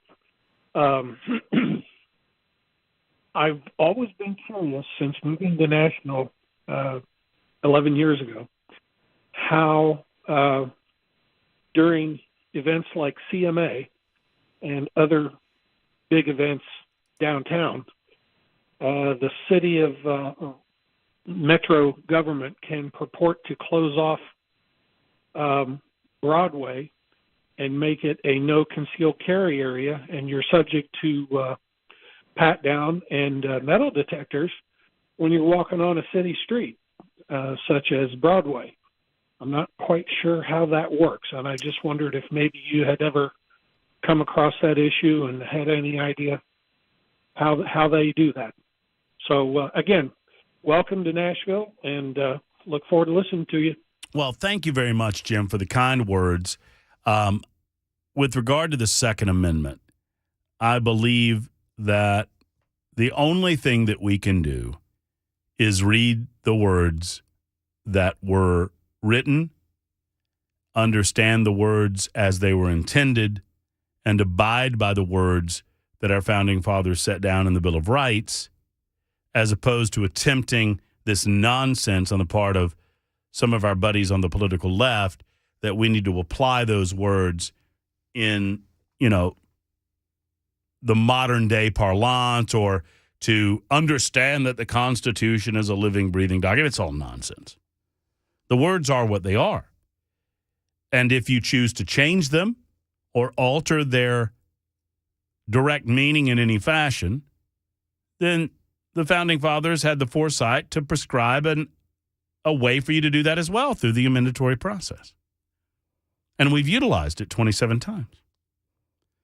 The first 10 of which, of course, being the Bill of Rights. So, off the top of my head, the Second Amendment tells us that the right to keep and bear arms shall not be infringed. And so I look at those words and I take them as written.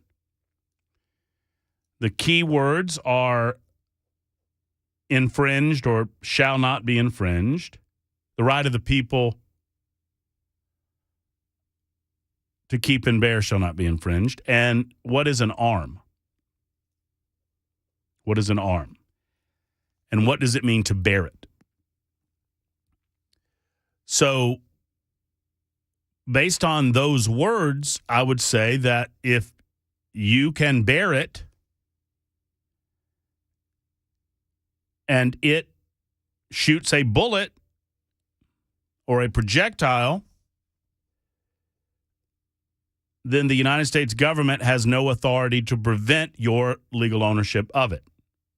Now, we've nipped away at the Second Amendment over the years and over the generations considerably, more considerably than I would agree with. On the issue of Broadway, I don't know. The short answer is I don't know. If someone does, call or super text me. I would suggest that oftentimes law enforcement, and y'all tell me if I'm wrong about Nashville, they different state. I don't know about Tennessee, but in Alabama, for example, they had special rules and special provisions about areas of enforcement where large gatherings of crowds would be, like football games or special events in the downtown areas. I would be willing to bet you that there's a designation of that downtown area in some form or fashion, and if there is a special event, they can employ some special techniques by which they can force people to go through metal detectors. It's funny because I was being told earlier today about the NFL draft and some of the technologies being used at the NFL draft. And without going into too much detail, the story that I was told, and I hope I'm not saying too much here, was that there was the possibility, there was a report, someone thought that they saw a female put a gun in her purse at the NFL draft. And that the technology that existed securing that area, they had identified the female and the event in 7 minutes. All they knew was that this person was in a particular area, had on a certain type top, and had on a certain type pair of shorts. And they narrowed down the time frame. They narrowed down what I was talking about at the beginning of the show. They were able to implement that in real time. And we're talking with hundreds of thousands of people in the downtown area. And they nailed down that this woman had not, in fact, put a gun in her purse. She had put a cell phone in her purse. That's the type of technology that I'm talking about that is astounding, that you can narrow that down in that field of time. Now, as far as the special circumstances surrounding an event like that, I don't know the particulars, but I am certain that I can get you that information pretty soon. It is 2:21 on Super Talk 99.7 WTN.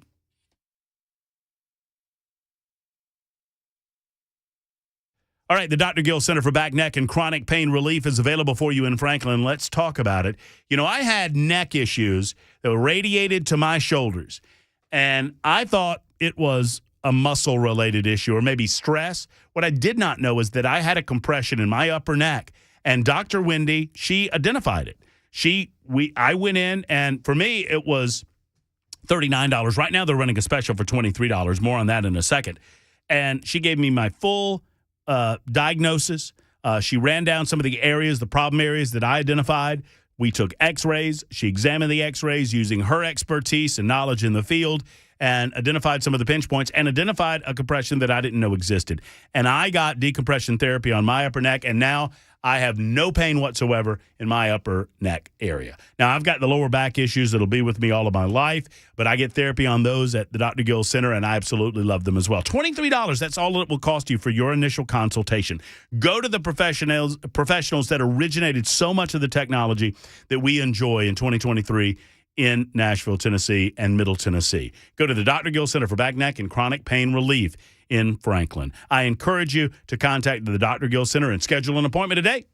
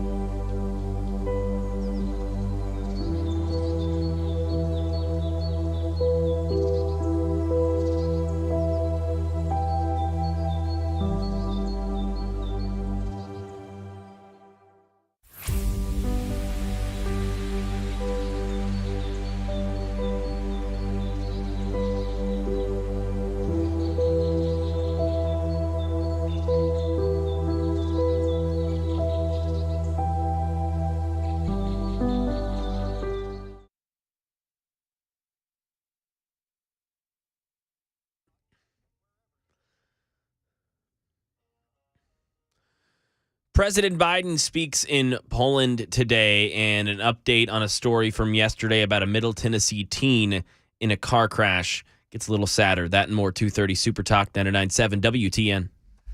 Yeah, it's Super Talk 99.7 WTN. Bell K catching me look like an idiot on Talk TV. Thanks a lot, Bell. Appreciate Well, I that, mean, buddy. that's pretty easy to do. But. Yeah, thanks. Well, it's easy to do for somebody that won't come on TV. But I digress. Oh, But I digress. boom. I digress. Your opinion means very little to me. That's your first mistake. 12:26 on Super Talk 99.7 WTN. All right, we're looking forward to those headlines coming up in the next couple of minutes. Look forward to you participating on the Super Text line and participating on Super Talk TV on Facebook Live, Twitter, Twitch, and YouTube. It's up and running, and we'd love to see you on there. All right, so over the weekend, I did not get to this yesterday, but I think I don't want it to get away from me, that Alejandro Mayorkas, the Biden Homeland Security Secretary, was speaking with Chris Wallace. Now, Chris Wallace is by no definition a conservative. Not that I would expect him to be. I would expect him to be a fair-minded journalist, and he's lost his way over the years. But I appreciate his approach to the Mayorkas interview, in which he questioned him on his success and failure on the southern border. I just want to air portions of that for you. As Republicans are calling for the ouster of Alejandro Mayorkas, if Joe Biden cannot see that his Homeland Security Secretary has abdicated his responsibility as same, then the Republicans in Congress want to do something about it. So he's asked by Chris Wallace if Republicans are just being, political. What do you think is the basis for their calling for your impeachment? Do you think you've done anything wrong? No, I don't. I think it is a disagreement over policy, and I think it is used for political purposes to continue a negative dialogue about a migration challenge that is not unique to the United States, to continue that dialogue, to uplift it for political reasons. Okay, so Alejandro Mayorkas is not the Homeland Security Secretary for the world. I do not expect him to address the challenges that any other place in the world is dealing with regard to migration. They've used every excuse under the sun. They've called this climate change migration. They say that it was Trump's fault. I mean, and on it goes. Oh, this is seasonal nonsense. It's ridiculous. Chris Wallace, believe it or not, actually pressed him on several matters, to include the fact that the last 23 months have seen a record number of individuals breaking down the borders to our south. Biden Homeland Security Secretary Alejandro Mayorkas says, he has no intention of stopping to do his job as he sees it. If House Republicans go ahead, you could be the first cabinet secretary to be impeached since 1876. I guess my response is twofold. Number one, I'm not going to resign. There's a tremendous amount of work to do, and we are doing it, and I'm incredibly proud to do it alongside and in support of 260,000 extraordinary personnel in the Department of Homeland Security, number one.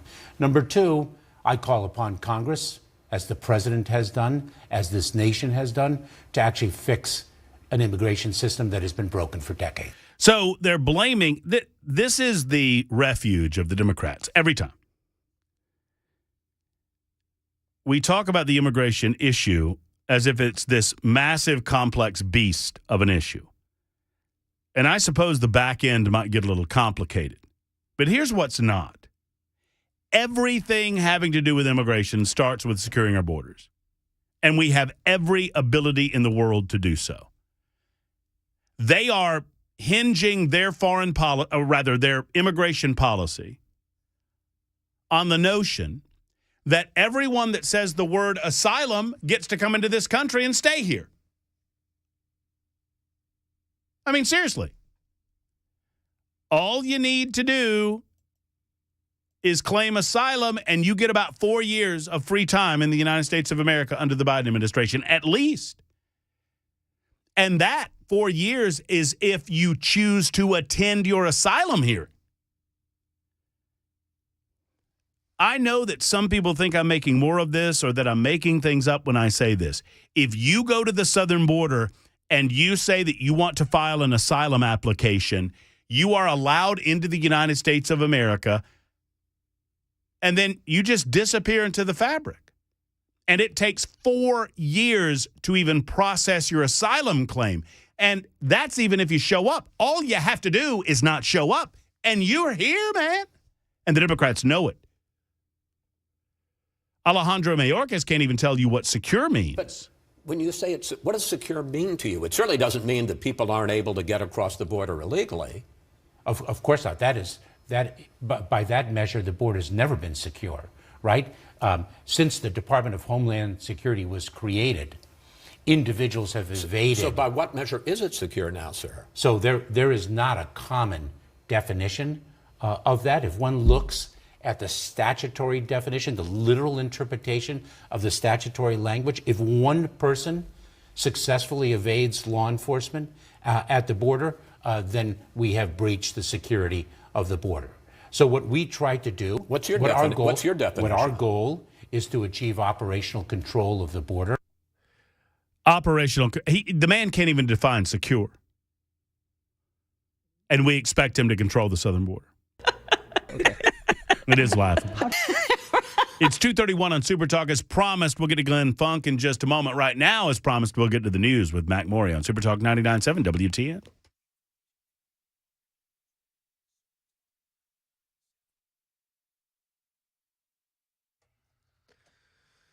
.231, I'm Mac Maury with your top stories. Right now, 66 degrees. Pretty sunny day right now in Music City. Feeling like summer, even though it's February. It'll stay that way for the next couple of days until we get to Thursday night. It'll drop back into the low 40s there and into the Friday, some possible showers. But for now, enjoy the sun and the heat.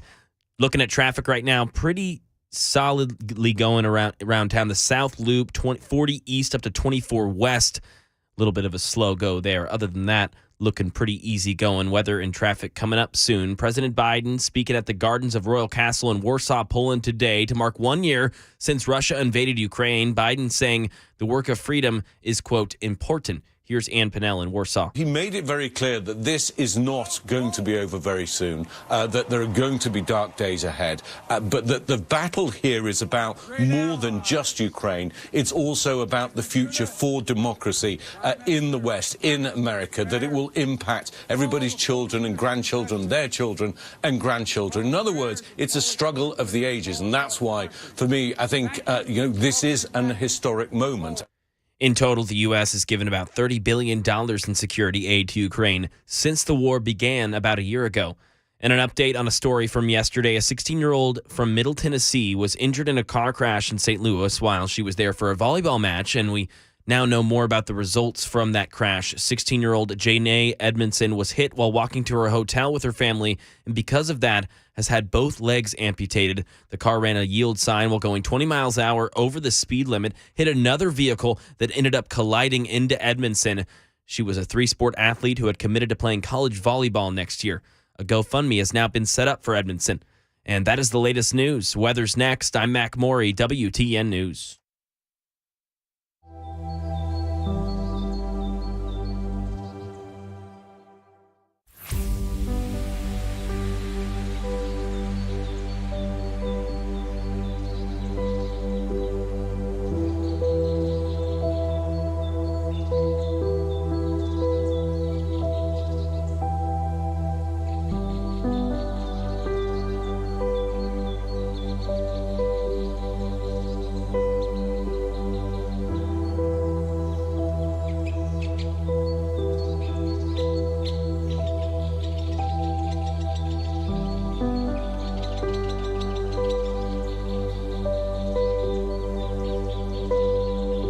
You know, my friends at the Nashville Painting Company, primarily Jeremy Reeves, who owns Nashville Painting Company, calls January, February indoor painting season. I always pick on him and tell him he just doesn't want to be outside painting the exterior of a house. He says, Murph, don't you be fooled. I'll paint anything that anyone wants me to paint this time of year. But they do focus on the interior of your home because, well, let's be frank, you're focused on it as well. You're looking at the interior of your home a little more often because you're inside more often. And maybe you've noticed some fading, some chipping, or just colors you don't care for. They have the most aggressive pricing of the season right now at Nashville Painting Company. Why not give them a call and find out the Nashville Painting Company difference? If you don't believe me, and you should, go to NashvillePaintingCompany.com. See some of the incredible results. They truly have set the world of painting in Nashville upside down since they've been here almost 10 years ago. They would love to paint your place of business or your home.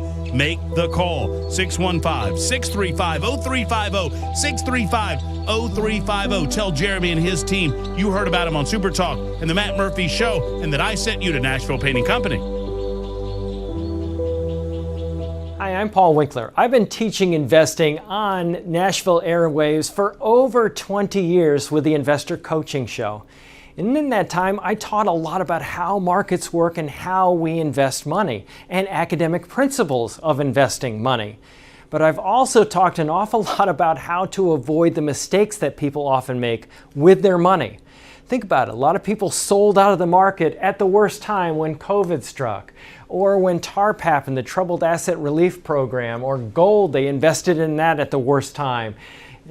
Bailing out of the market because they were worried about Y2K or 9/11 or jumping into energy stocks or jumping into cryptocurrency. One of the things that I like to do is educate investors, because I believe that the more educated you are, the more confident you are, and the more confident you are, the more successful you can be as an investor. Now, I not only do that on our radio show, but we do that in our offices around the Nashville region, 10 offices. To learn more about our approach to investing and financial planning, go to paulwinkler.com and set up a free 15-minute phone call. Or you can call 615-851-1950.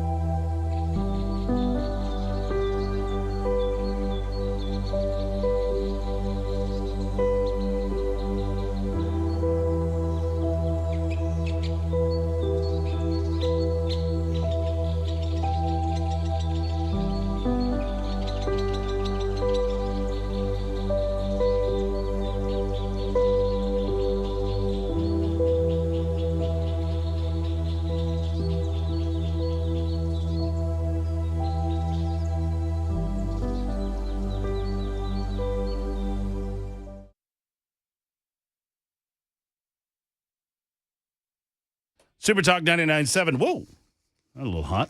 Super Talk 99.7 WTN. The Matt Murphy Show continues. It is 2:39. Pleased you've joined us. We're here till 3 o'clock. Brian Wilson back in the saddle with The Drive at 3 o'clock until 7. It is live. It is local. It is information-fueled and opinion-driven on News Talk Radio, or Super Talk Radio, 99.7 WTN. Also, Super Talk TV is up and running. Facebook Live, Twitter, Twitch, and YouTube. That's easy for me to say.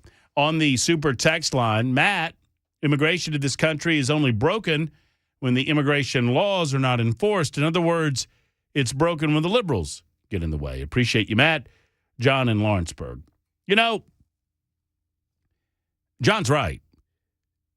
when the immigration laws exist for a reason, and the immigration laws as they exist are perfectly acceptable and perfectly capable of stopping this flood of illegal immigration.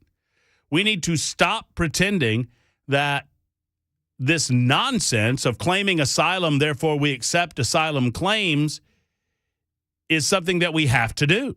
It's not something that we have to do.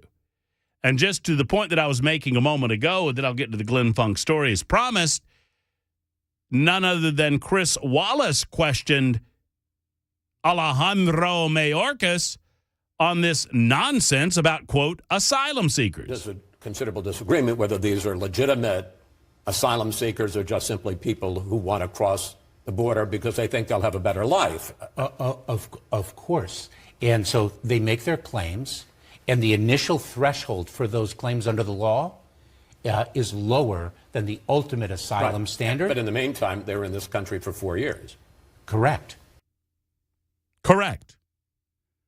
And he says that as if it's perfectly acceptable that we allow anyone into the country, we absorb them into the country, and they never go to their asylum claims. I think it's 94% don't show up again. Is that acceptable to you? It's not acceptable to me. It ought not to be acceptable to you. But the Biden administration acts like it's just, hey, just the way things go. That's just the hand we were dealt. Nothing we can do about it. All right, I promised that I would get to this story. We went over it yesterday as it was breaking. The Attorney General of the state of Tennessee, Jonathan Skrmetti, has announced that he has launched a criminal investigation into District Attorney Glenn Funk's office. It is significant in as much that many people in and around Nashville, Tennessee, have had much consternation about the manner in which Glenn Funk is doing his job. But this is new because the investigation following up on a News Channel 5 investigation regarding allegations of wiretapping is significant in as much as it's a criminal investigation.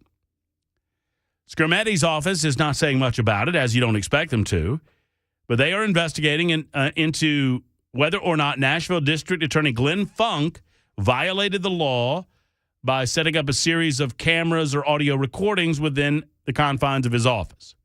In a letter delivered last week, the AG's office notified Glenn Funk that they are, quote, investigating whether any official in your office has violated any criminal law. While not precluding other areas of concern, the letter details a specific interest in Skrmetti's office into whether anyone on Funk, by Skrmetti's office, I should say, into whether anyone on Funk's team violated the state's wiretapping statute by installing listening devices in and around the DA's office in downtown Nashville. The existence of those devices was first reported by News Channel 5. The letter instructs the Nashville Democrat to preserve all evidence regarding the purchase, installation, maintenance, and operation of recording devices, as well as the audio recordings themselves. So the crux of the matter is this. Glenn Funk's office has responded by going, hey, we know what the law is. You don't have to tell us what the law is. We got no issues with the law. We're perfectly in compliance. Don't worry about it. Okay. Well, if that's the case, then you'll come out scot-free. Otherwise, you might want to get your ducks in a row and be ready for not just an investigation, but potentially a prosecution, because people have rights. And you don't have the authority to wiretap. You don't have the authority to record audio conversations between two parties, neither of whom are aware that they're being recorded. Well, they don't have a reasonable expectation of Stop it with that. We'll talk with Jay St. Clair about this more on Friday and get his assessment of the situation. Meantime, do you know who Aubrey Plaza is? Parks and Rec? White Lotus, too. Have you seen White Lotus? Yes, both seasons. Okay. Incredible. Tell me what I'm getting into if I decide to watch this show. It's a lot, Matt. It's some crazy stuff. I mean, what do you mean it's a lot?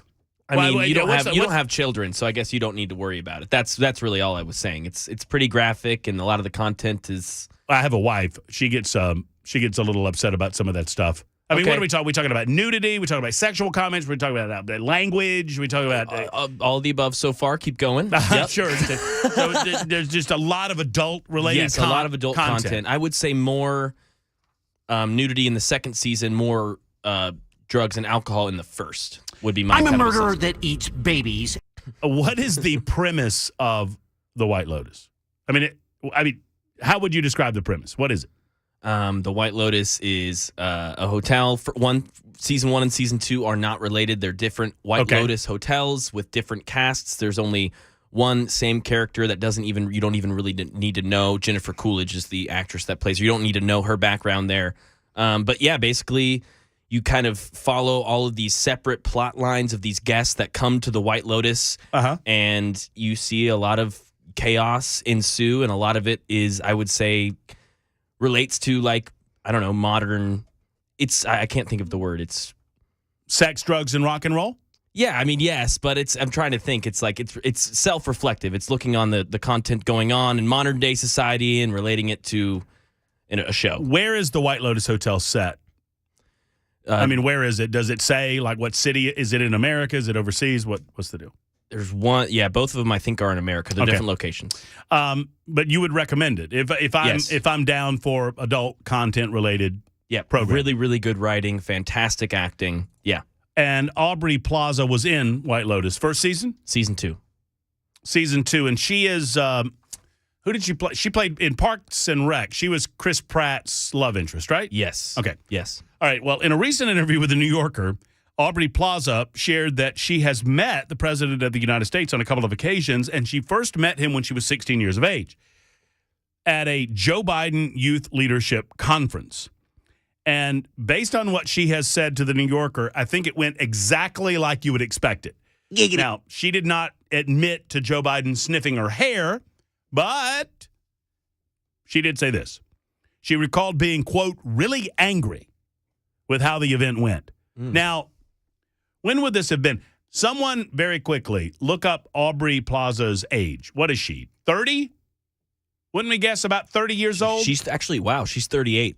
38? Yeah. So this was 22 years ago? 22 years ago, So this would have been 2001. Blah, blah, blah. So Joe Biden was a senator at the time. So she said, they shuffled us from room to room, and there was a different speaker in each room. And it was all leading up to the climax where we were going to sit in this auditorium, and Joe himself was going to get up on stage and give a speech. Plaza continued, I had a stare down with Joe Biden from the audience because he asked how I thought it went. I raised my hand immediately, or he asked us, I guess, how it went. I raised my hand immediately, and I was like, it's bull bleep. This conference sucks. You didn't let us talk. It was supposed to be about the students. Now, if this is true, I am in love with Aubrey Plaza. I imagine that to be true. That sounds like something she would do. So she raises her hand. So Joe's like, hey, what'd you think? How was it? Was it good? She raises her hand. And Joe's up there thinking, oh, yeah, this little sweet darling's going to give me some good feedback. And she's like, this is bull peep. This conference sucks. You didn't let us talk. You're supposed to be about the students. This isn't about the students. Wow. She added, he did not like it. I remember his face got really red. He used to get really fiery when he would make speeches. It was crazy. So that's not even my favorite part of this story. This is.